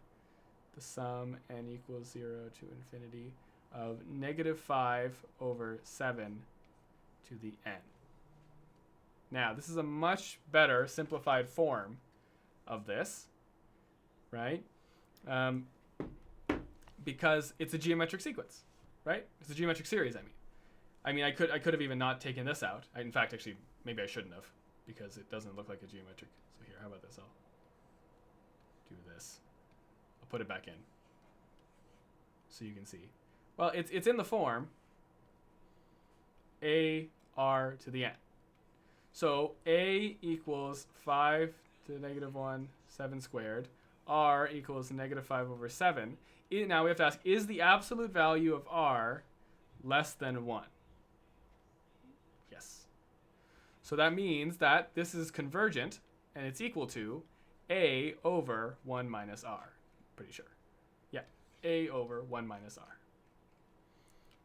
5 to the negative 1 over 7 squared over 1 plus 5 over 7. Right? Minus. I guess I'll write minus. Minus 5 over 7. So I can just simplify. That's plus. This is 7 over 7. So this is, 1 over 49 times 5 over 12 over 7. So this is equal to 1 over 49 times 5 times 7 over 12. So this is 7 times 7. So this is 1 over 7 times 5 times 1 over 12.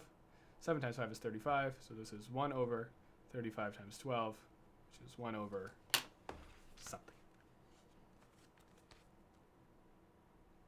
420. Is that right?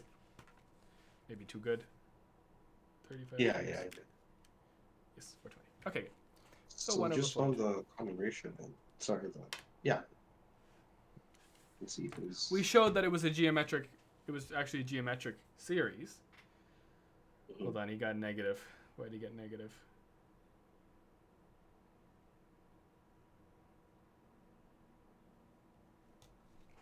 A is...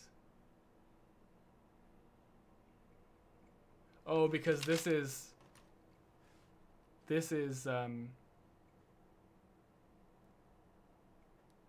negative 5 to the negative 1.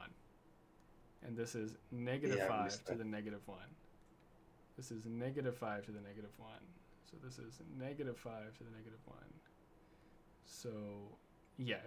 Well, all in all, that just means I'm adding one negative sign. There you go. And now it's good. So maybe I should be clear. I'll put it in here just so it's not confusing. There. Negative 420. Yo, Adam. Yes. Dude, for some reason, the arithmetic series is not making sense, because if it's like AS, right? Or SK, Yeah. and you're giving out the first term, right? Yeah. So how can you have the K, that term to the 1? Like, if it's not, it shouldn't it be greater than 1? Because, like, why would you use like the first term to find S to the S1, you know? Yeah, well, if you were looking for S1, oh, you're right. That would be...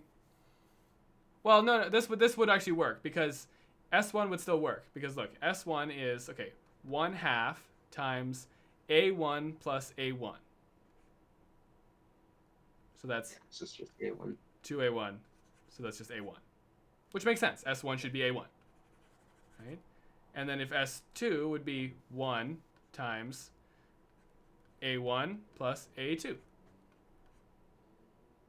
Yeah. So does that make sense? Is that good? Yeah, in terms of like variables, it makes sense. Like, but if I get numbers, I'm gonna be like, yeah. But yeah, Let's it does see. make sense. Yeah.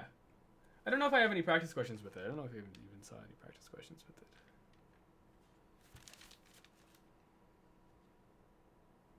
Thanks.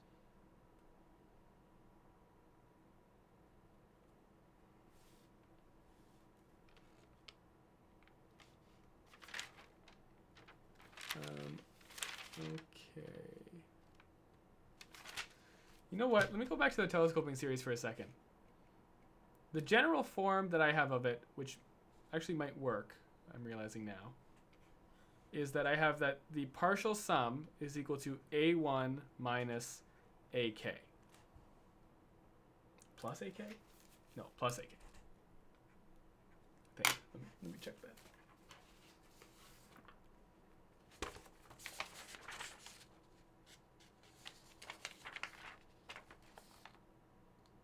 No, minus AK.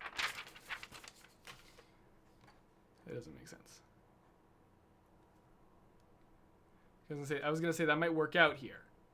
Because A1 is 1 minus 1 over 2 minus AK would be 1 over K minus 1 over K plus 1. I thought maybe something would cancel, but it looks like no. Okay, I don't know.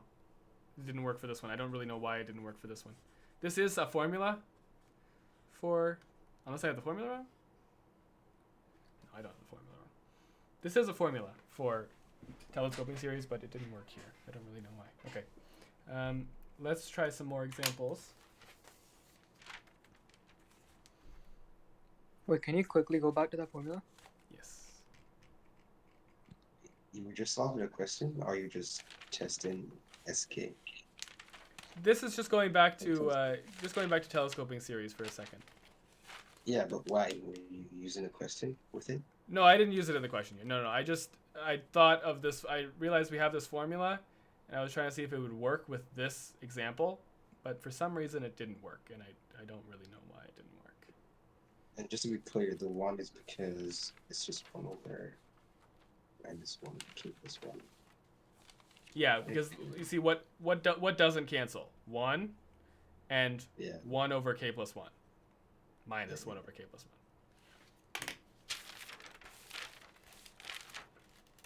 And yeah. Yep. And okay, it looks like just yeah. Sorry, go for it. That's not equivalent, right? You wrote them beside each other. The SK might equal A minus 1 minus A. Separate. Those are separate things. Yeah. This is for the specific example. This is for the example. And this is just a formula. But again, didn't work for this time. I don't really know why. But maybe it works in certain situations. Which I don't know. For which example? Like, what'd you say, sorry? For which example did the SK A1 minus AK didn't work? For this example, it didn't work. Because look, if I do A1 is 1... Oh, hold on. A1. Sorry. A1 is... No. A1 is that. 1 over 1. So 1 minus 1 over 2. That's A1. I want to subtract AK. 1 over K minus 1 over K plus 1. That is not equivalent to what we got here.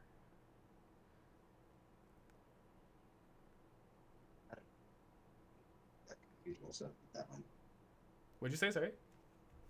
I think it just confused me as well. I don't really know what, but this is a formula that's in the book. Let's see how it's used in the book here.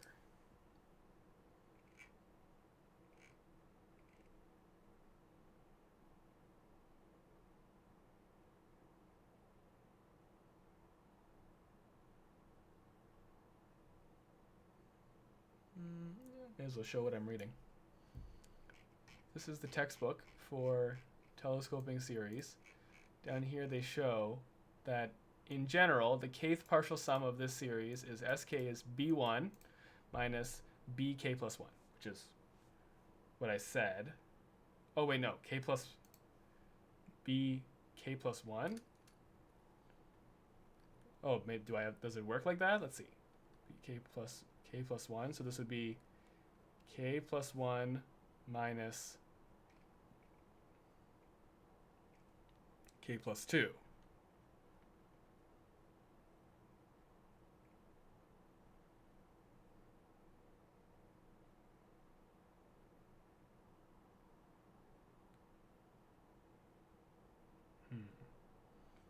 One minus a half minus... What if I do... Well, no, this won't do anything. Or hold on, will it? No, because I'm multiplying the bottoms. I'm not going to get K plus 1 on the bottom. Let's see. If I common denominator of these two, it's going to be K plus 2 minus K plus 1 over K plus 1 minus... Oh, no, K plus 1 times K plus 2. Yeah, no, because then this is just going to be... Those will cancel, and this will be 2. This will be 1 over that.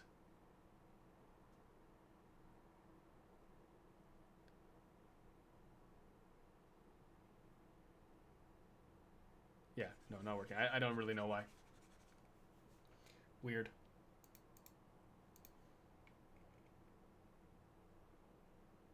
What's the big B? No, that's what it converges to. Okay, I'm not sure.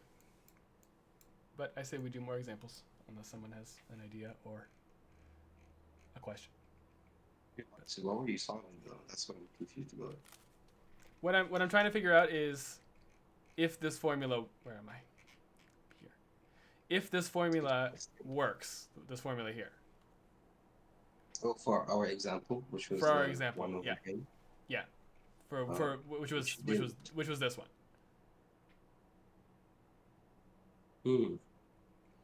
Which we got this formula. Well, first of all, is this formula even correct? Let's see. The third partial sum is 1/3. So the third partial sum should be yeah, that's right.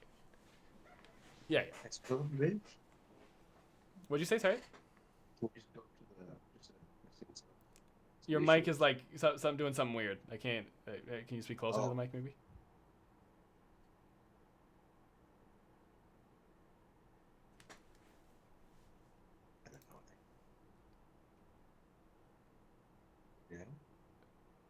I hear you coming in and out, but I don't know. I can't hear the. I'm not sure. Maybe try type. I have the chat open, so maybe try type it.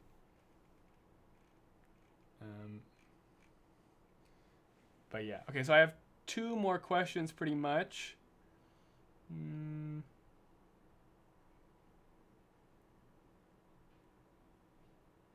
That's a weird question. Wow, okay. Okay, maybe I'll skip that one.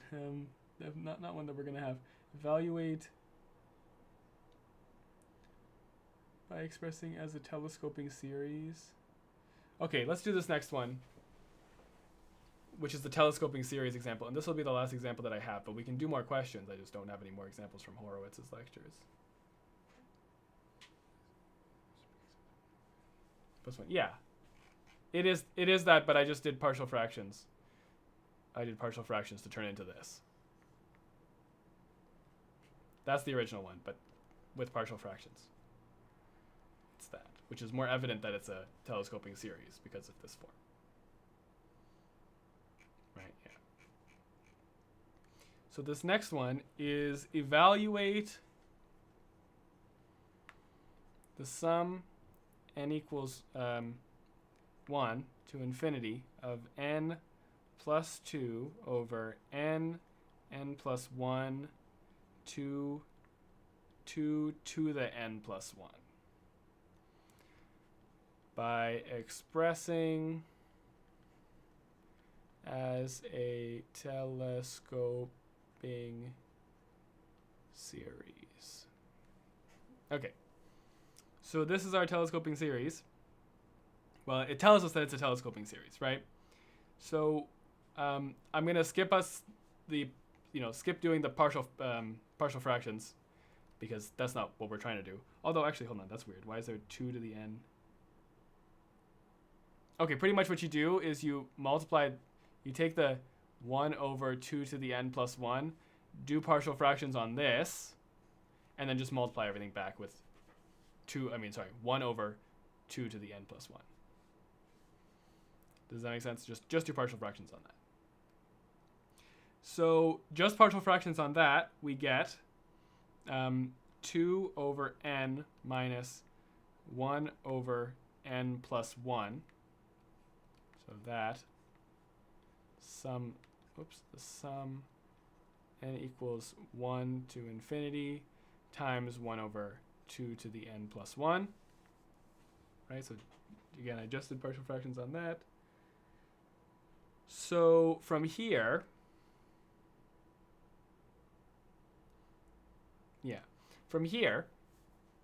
well, I can rewrite this. I'll multiply that 1 over 2 to the n plus 1 inside. So it's going to be 2 over n 2 to the n plus 1 minus 1 over n plus 1 times 2 to the n plus 1. This 2 to the n plus 1 can turn into 2 to the n times 2. Those cancel. Right? Then, well, let's see what we have. Yeah. So then if you look at it now, right, we have, this is the sum, n equals 1 to infinity of 1 over n 2 to the n minus 1 over n plus 1 2 to the n plus 1. That's a telescoping series because it has the term minus the next term. Identical to how our previous telescoping series was. So let's use the formula. Let me just see this for a second. What did that say?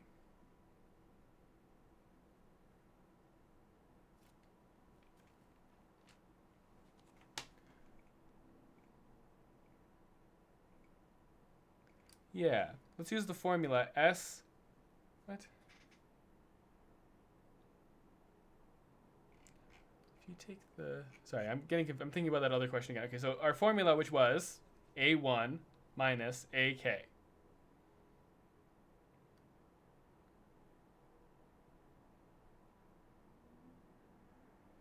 A1 is going to be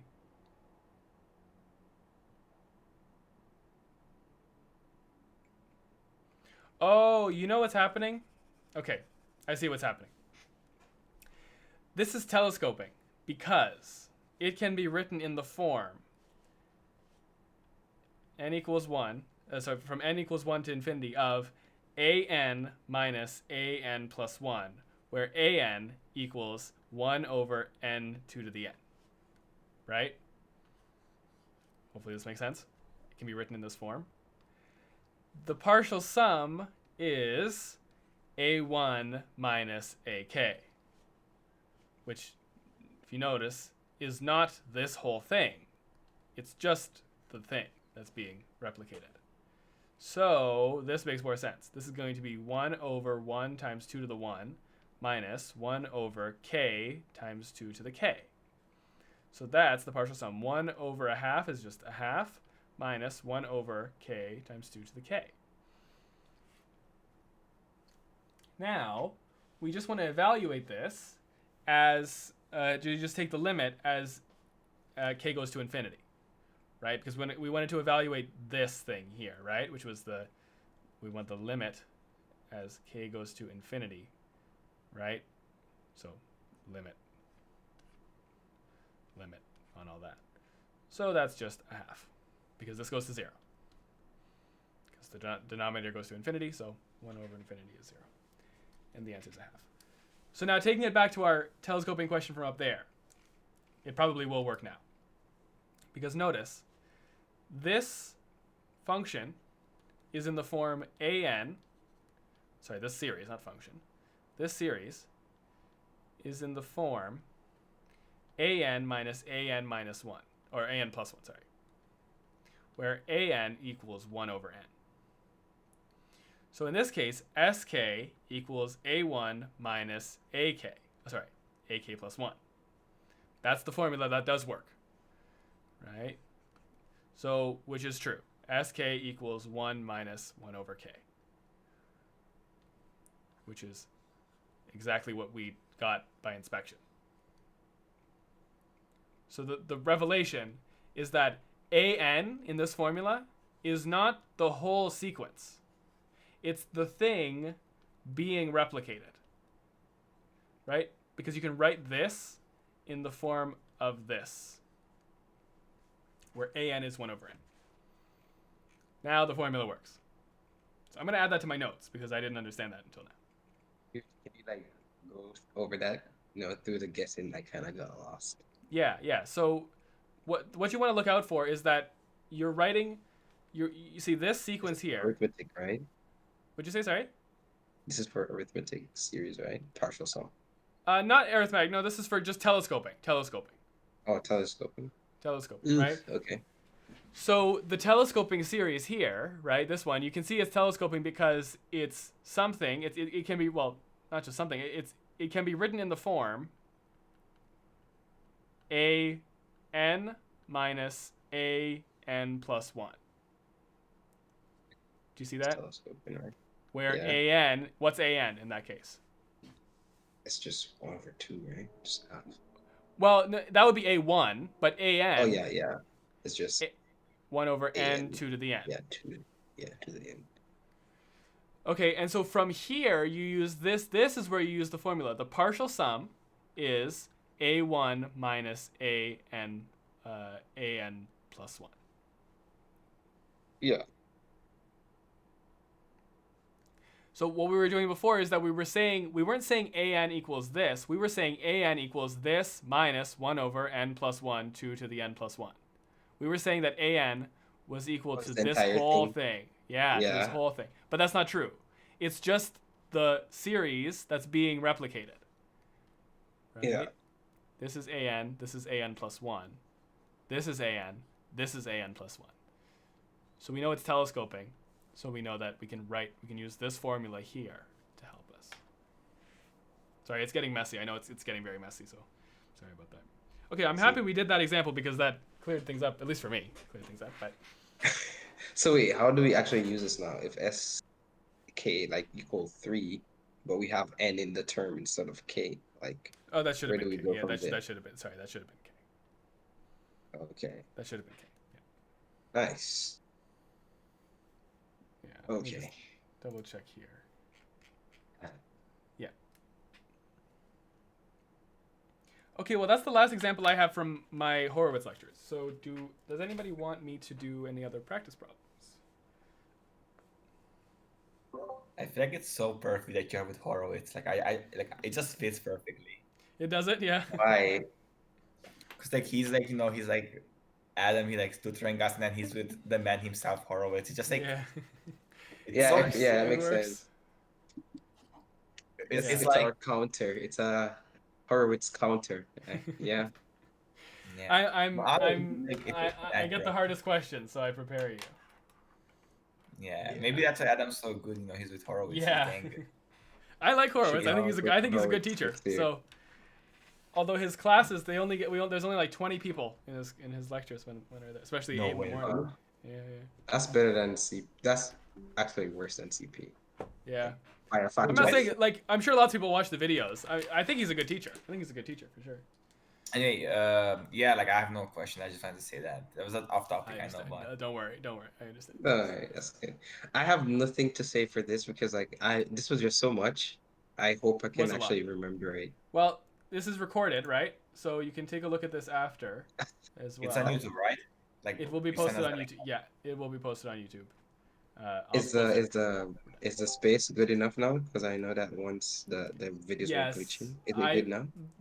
I mean, I don't know. It could still be glitching. I don't know. I see that there's an FPS counter on the thing, and I check it every once in a while. So it's been okay. What's it still like? it says 60. It always says 60. Just now it said 59, but that's it. Alright. So Alright.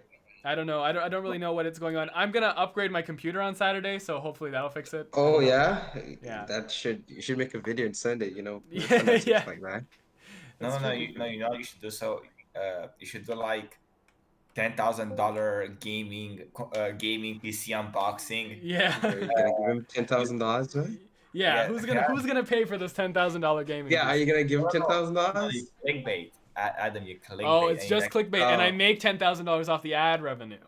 That's Oh, what shit, I yeah, that gotta makes pay for. sense. There you You go. have like those you have a big circle with a big like an arrow pointing to like nothing, like the And red circle. emojis everywhere. Yeah. And emojis. And then you have the like surprise face. You have like a big surprise face. You like youth plus 10,000 or like plus 1 million YouTube unbox Yeah. button unboxing plus I'll be Q&A. rich.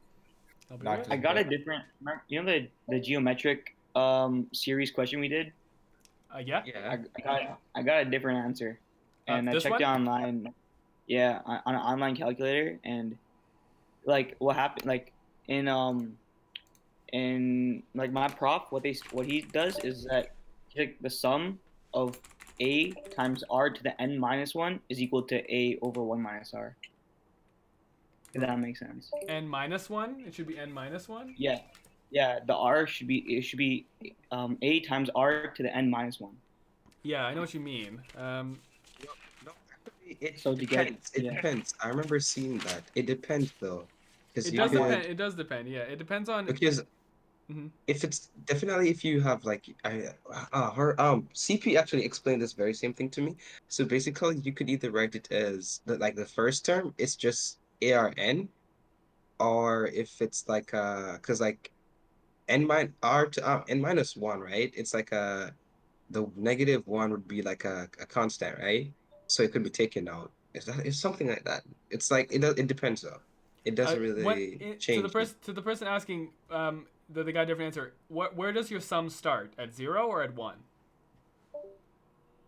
Oh, does that matter? Yeah, it does. That will change if it's -1. If it starts at 1, it'll be n-1 in the exponent. Oh. Although you should get the same answer. Oh no, actually, I guess you would get it. Would you get? No, a you'd get the different term answer? after. You'd get the term after, I wouldn't got a you? different answer. You get the term Yeah, after, so- I guess. Yeah. Yeah, you get a Sorry. different answer. Just to be clear, when you say like from n equals 0, that's the first actual term. But then if you start at 1 and you do n-1, wouldn't it be wouldn't it have to be greater than 2 to like start it? I'm here myself. I don't know why. N have to be great. I think you're thinking about a sequence, right? If you wanted to get the values of the sequences, yeah. But you can plug this in. You can plug 0 in, right? And you'll get an answer. Yeah.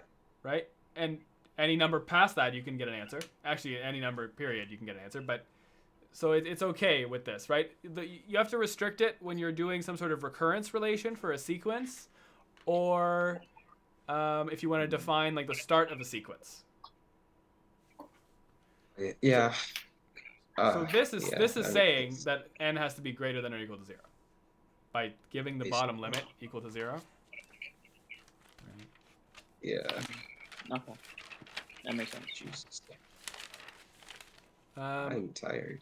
Yeah. I'm going to be honest, the next parts of chapter 5 to me make a lot more sense. They're a lot more straightforward. We learn a test, we learn to apply the test, and then we do the test. With like the LCT and such. Yeah. Okay. They're not all the easiest tests to do, but they're more like, to me, they're more straightforward. This has a lot of like, it's kind of this, it's kind of that, you know, oh, I guess that works, you know. Yeah, the tests are a lot more linear in the fact that Yeah. this step and this step and this Which step. is ironic because we don't deal with anything linear.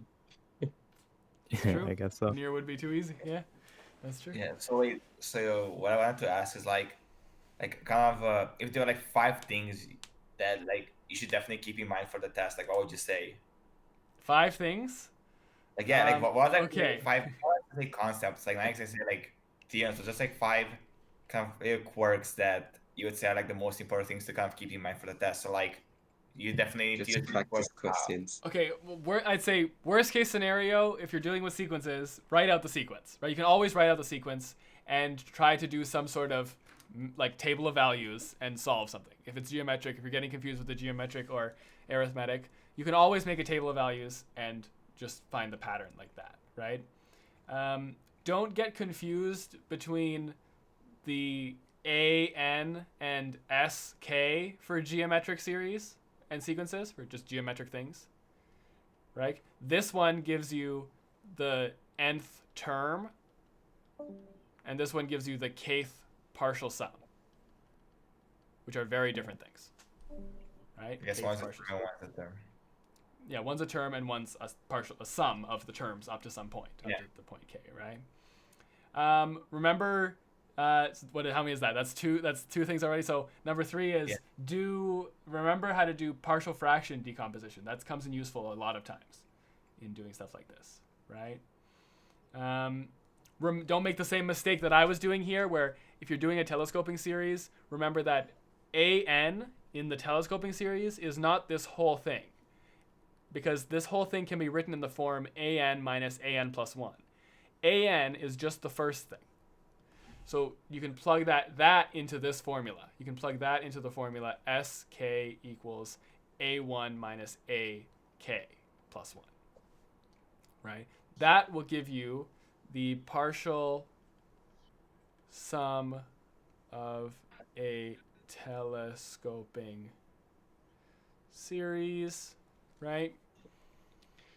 And the last thing I'd say, remember the harmonic and the alternating harmonic series. In fact, specifically the harmonic series, and that it's divergent.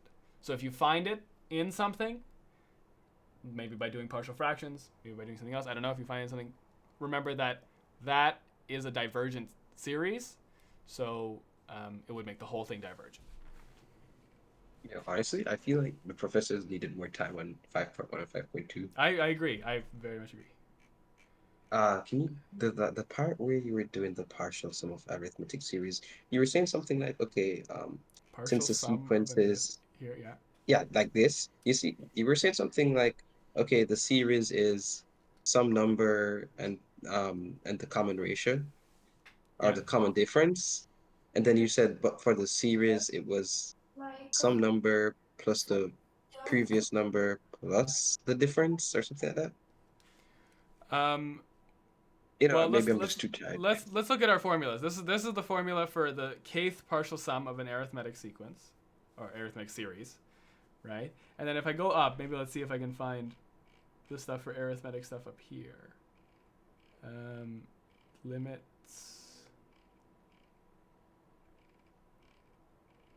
This was arithmetic here. So it's a recurrence. It's written in the form like this: an equals an minus 1 plus k. But remember, this is a sequence. Before down there, we're talking about the partial sums of a series, right? Yeah. So this is just a sequence. This is the sequence of numbers. Wait, And but so, isn't the series itself or the addition of a sequence? Why do we need the partial sum of something that's already a sum? You get me? Because series is in itself is the addition of the sequence, right? yeah. So when you say like partial sum of the series, it's like a part Okay, of I the guess sum of maybe I'm saying it wrong. Yeah, the partial sum of what? I guess it's of the sequence. Partial Yeah. sum of the sequence? I guess so. It's really a part of the infinite series. That's why I say the partial sum of the series, because it's a part of the infinite series. Okay, yeah. Right? But I don't really know. Yeah, I might just be saying it wrong. I'm not sure. We're losing people. we Well, this. It's It was okay. a good run. It's the end anyways. It's the end pretty much. So yeah. Yeah. It's the end. Thanks. But yeah, any more questions? I'm here for any more questions if anybody has got any. I don't know how. I'm losing people, to be honest. It's like the end. Yeah. Can you run through one more example?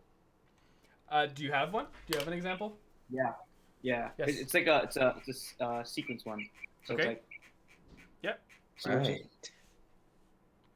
It's just. This feels like the end of a lecture. You can either put it in a chat or just say it out loud if it's easier. Adam, you have to declare his office hours. Yeah, It's yeah, always- office hours. Office hours are whenever you message me. So and I also remember to respond. So an plus 1 is equal to 2 over 3 minus a to the n. An. And, yeah. Minus a, And then a1 is equal to 0. And then you just have to find if it's convergent, find the limit. Okay. So confused. If it's convergent, find limit. Okay, so I guess I'll start by finding the just like a sequence and trying to find the explicit formula for it. That's how I'd start this. So if we try to write it out, okay, so the first term is 0. The second term, so a2. So a2 is when n equals. Well, it said gave us that. Yeah, so yeah. if n equals 1, that gives us a2 equals 2 over 3 minus a1, which is 0, which is 2/3. Right? So then if n equals 2, that'll give us a3 equals 2 over 3 minus 2/3. So 3 minus 2/3, 2 over 3 minus 2/3 is 6/7. Really? Wait, what? Oh, you added into that. Yo, I'm so It's okay. Don't worry. So if n equals 3, this will be a4. Wait, 1, 2. Yeah, a4 equals 2 over 3 minus 6 over 7.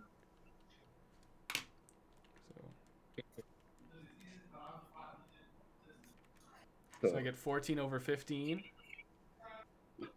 Okay, and I'll do one more. Yep. No, I was just saying, a1 equals 0. Is that saying n equals 0? Like, n is the term, right? N is kind of n is the term in an explicit thing, right? But this is That's also kind of n, because that's n equals 0. It's also equal to 0. So it's N when equal- A. Well, when A1 is 0. That's all it's saying. A1 is 0. The first term is 0. Up here, Okay, I still plugged in n equals 1 up here, because you see what happens is that on this term, I get A2. It's n plus 1. Okay. Right? So it'd be 3 minus A1, which was 3 minus 0, which is what got Oh. me 2/3 here. Okay. Gosh, that can be so confusing. Right? It is confusing, yeah. Let's just get the next term. So this is 1, 2, 3, 4. So I'll get the fifth one. So it's going to be... Oh, sorry, but n equals 4. 17. N equals 4. So it's going to be A5 equals 2 over 3 minus 14 over 15. Oops, 14 over 15. 2 over 3 minus 14 over 15. So this is 30 over 31. Okay, so in general, you can see that the... Oh, I'm echoing on someone. Yeah, I hear They it. mute. I don't know from who. Could they mute? Echo. It might be you, Erwin. I think. Wait, what? I think you might be echoing. Yeah, it's In the not chat. from me because I have in earphones. Oh, it probably might be me, but like Yeah. before I did echo, so I don't know what's different. I don't know. Could you just mute for now? And then it'll... Another Okay, thank you. Okay, so, well, as we can see, first of all, the numerators are off by 1, right? Numerators are off by 1. So let's try to find a formula for the denominators, and then we can just turn that into 1, like that minus 1 for the numerators. So what's the formula for the denominators? This is 0 over 1. So it increases by 2 here, increases by 3 here, increases by, increases by 4 there. Yeah, increases by 8 4. here. Yeah. Increases by 16. So this increases by 2. This increases by this increases by 4. Okay, yeah, it's going to be an exponential growth there on the bottom, right? Yeah. So the bottom, and it's an exponential growth by a factor of 2. So I think it's going to be 1 plus 2 to the n minus 1. Yeah.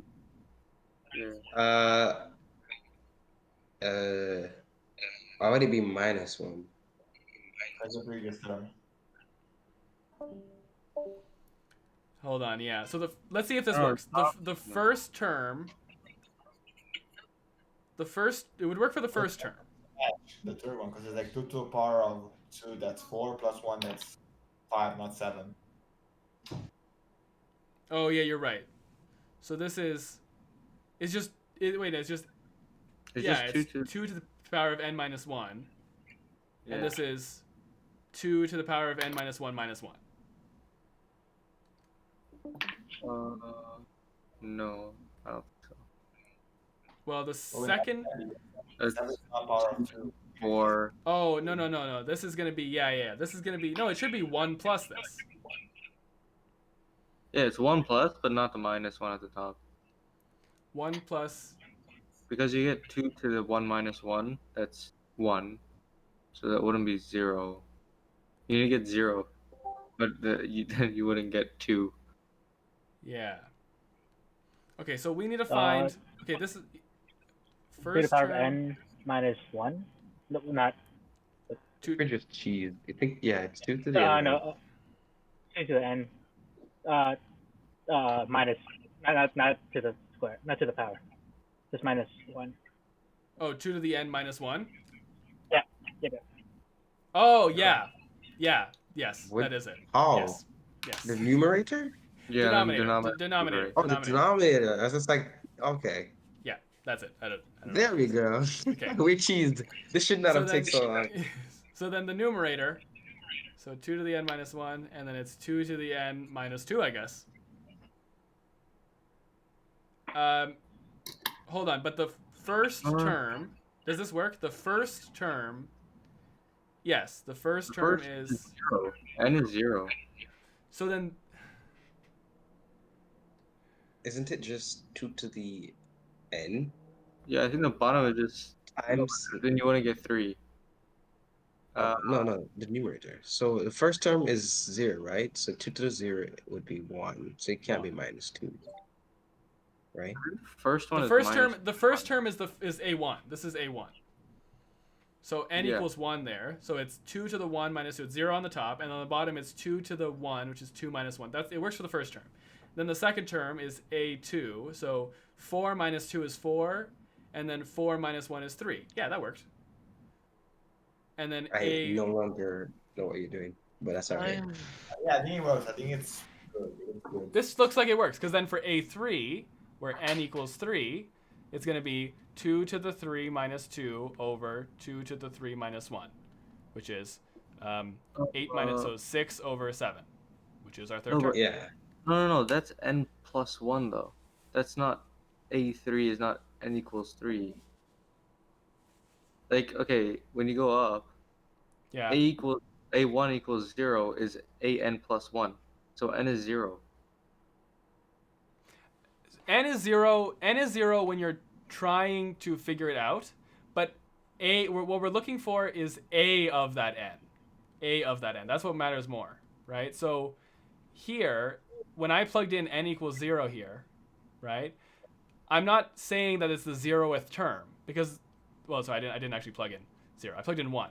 When I plug in 1 here for n, I'm not saying that's the first term, right? I'm saying that n is 1, because what I get out of it here is that it's a2 equals 2 over 3 minus a1. I get a2 here. So what I'm doing is I'm solving for the second term by setting n equal to 1. So n is not always exactly the term number, right? When you're having an explicit I say the wrong one all the time. I say it backwards. When you have a recurrence relation like this, right? Because you need to solve for something that's useful. Does that make sense? So you're making an plus 1 as 0. Okay. Yeah, right? And then, so this does work, because for n equals 1, if this is our first term, right, a1, it does work. So yeah, so that's that. Now, we do still have to prove that it's true for everything, though, right? So to prove that it's true for everything, we take this, we said an equals this. So it should, let's say, we have to show that an plus 1 equals 2 over 3 minus an. So this would be 2 to the n plus 1 minus 2 over 2 to the n plus 1 minus 1 equals 2 over 3 minus 2 to the n minus 2 over, hold on, yeah, 2 to the n minus 1. So we have to show that this is true. Well, we can do this because, let's see, why can we do this?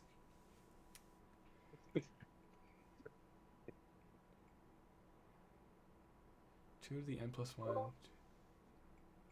Maybe multiply for the right side the whole thing by 2n minus 1, so you get rid of the double fraction. Well, I think I'll find a common denominator here and do some, yeah, and make it not a double fraction. I'll find a common denominator on the right side. So yeah, 2 over 2 to the n minus 1 over 2 to the n minus 1 times, well, minus 2 to the n minus 1 over 2 to the n minus 2. Yeah. So this is just going to be 2 over 3 times, well, I'll say 3 times 2 to the n minus 3 minus 2 to the n minus 2. Actually, plus 2, because the minus distributes. And then it's going to be 2 to the n minus 1. So this turns into a 2, and this turns into a 1. So this is going to be 2 times 2 to the n minus 1 over 2 times 2 to the n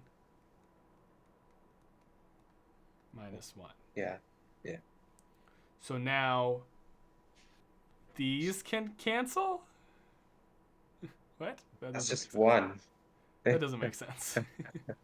And I get 1. Hold on.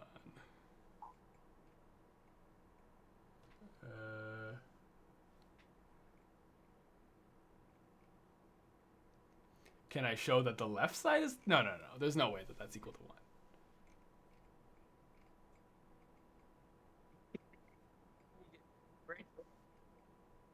Someone's saying something, but I can't hear because it's cutting out. My bad, sorry. Oh. Okay.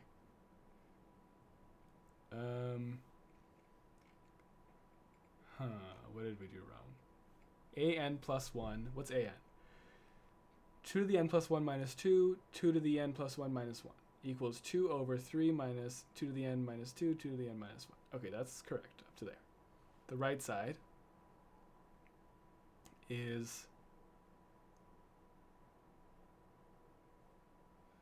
Okay, common denominator, 2 to the n minus 1, 2 to the n minus 1, minus 2 to the n, so 2 over 3, or this is, so multiply top and bottom there, so this is minus 2 to the n, so 2 times 2 to the n, minus 3, plus 2, so minus 1, yeah, over 2 to the n minus 1. So 2 times... Oh, no. This does not cancel like that. This does not cancel. Yeah, that doesn't cancel. What am I saying? That's a bad mistake. Okay. At least we figured that out. That does not cancel. So now we can where did say... the box 2 to the n go? In the black fraction. The minus... Where? Sorry, this one? Because this was 3, so I just subtracted 1. So I made this 2. No, not that. Yeah, that. The one that you just removed. This here? Yeah, that. This was a 3 here. It was 3 times 2 to the n minus 2 to the n. Oh, okay. So that's just 2 times 2 to the n. I thought it was a whole different number. Yeah, don't worry. Yeah. So... Oh, and beside that, the 1, should that be 5? Minus 3 minus 2? Minus 3 plus 2, though. This negative would distribute there. Oh, I didn't see that. Oh, okay. Right. Yeah, right. I don't really know what's happening here. I think this would be this answer is enough. AN is enough. But... Oh, but how did you get a 2 in front? That's from the 2 on the top here. Yeah, but then everything would cancel into 1. Yes, everything would cancel into 1 still. Which isn't good. Yeah, that's not good. It's not good. The way...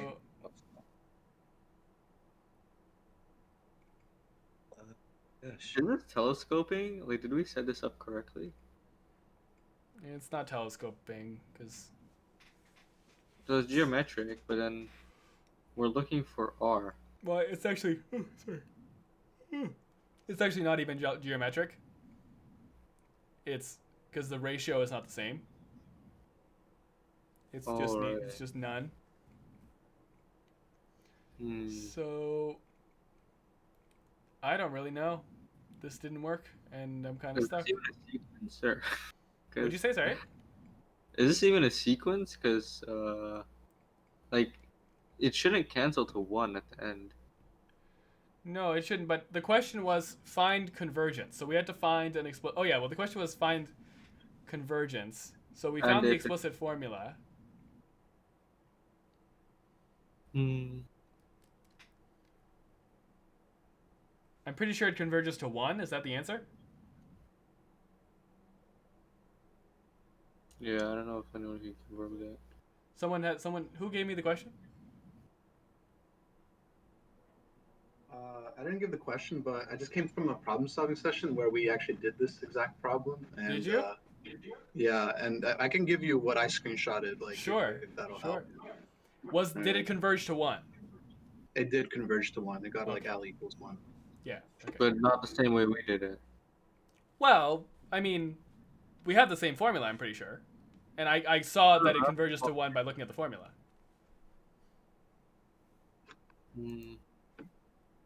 Right, because if I take this, I say an equals 2 to the trouble we're having is proving that this is the formula. That's the trouble we're having.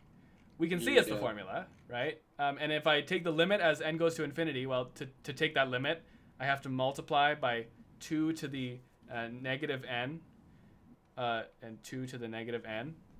And what this gives me is it lets me do, this is, so it would be 2 to the n times 2 to the negative n minus 2 times 2 to the negative n over 2 to the n, 2 to the negative n minus 1 times 2 to the minus 1 times 2 to the, well, minus 2 to the negative n. These combine into 1, so it's all 1 minus 2 over 2 to the n over 1 minus 1 over 2 to the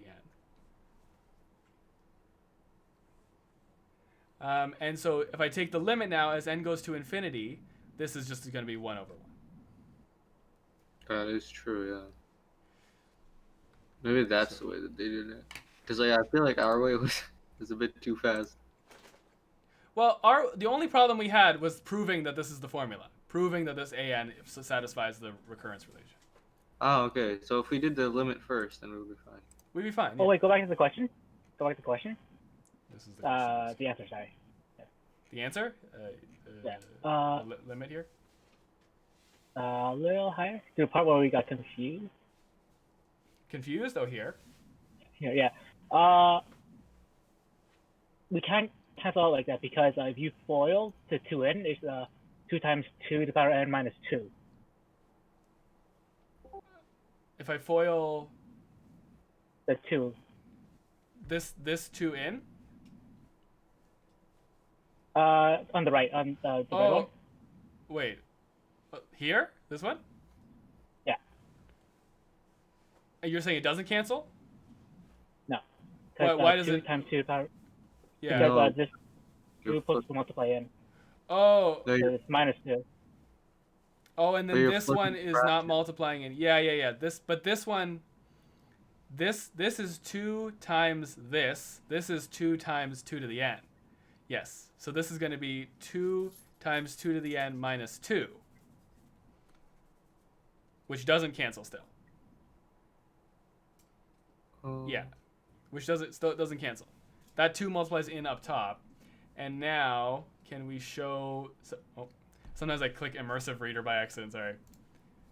Sometimes I can show now that this is somehow equal to the other side. Yes, I can show that that's equal to the other side. Very easily, actually. So that's the right side. Right-hand side. Left-hand side equals 2 to the n plus 1 minus 2 over 2 to the n plus 1 minus 1, which is 2 times 2 to the n minus 2 over 2 times 2 to the n minus 1, which is our right-hand side. There we go. There we go. Left-hand side equals right-hand side. So we've proven that that is the explicit formula. Now we take the limit. Limit was 1. It's convergent to 1. So, can you guys hear me? Yes. Yeah. The problem was that we were taking the limit of the right-hand side, so that's why we got 1, but we weren't taking the limit of the left-hand side. What did I miss? No. We were taking this is our explicit formula. This is all we were taking the limit of, the explicit formula. Okay. Right. And what we were having trouble with is proving that that explicit formula satisfies the recurrence relation that was given to us. You have to show it. If it's not a geometric or arithmetic sequence that just you have a formula for, you have to so we guessed this pretty much, right? We saw that it matched these first couple terms, but to prove that it actually works for the whole sequence, you have to show that when you sub it into the recurrence relation, right, it's true that left-hand side equals right-hand side. So when I subbed it in, left-hand side. Oh yeah. I subbed it in, I got that, and so I turned this into this. And then I turned the left side into that as well. Oh, so it's more like instead of proving for the right, you kind of prove for the left. Kind of. We sort of we morph them both into something else, right? We morph them both. Yeah, all right. Oh, that's good. Yeah. They did Alright. some weird things in there, so. Yeah. I'm gonna do the bit lines tomorrow, see how that works out. Yes, me too. Okay, guys. Well, that's probably everything for today. Okay. That's all the time. Yeah, I we think got. it was all really easy, you know. Yeah, it was simple? pretty easy, Simple fun. honestly. Yeah. I think I understood everything very clearly, you know. I think so too. Yeah. You know your calc too. Yeah. Yeah. Yeah.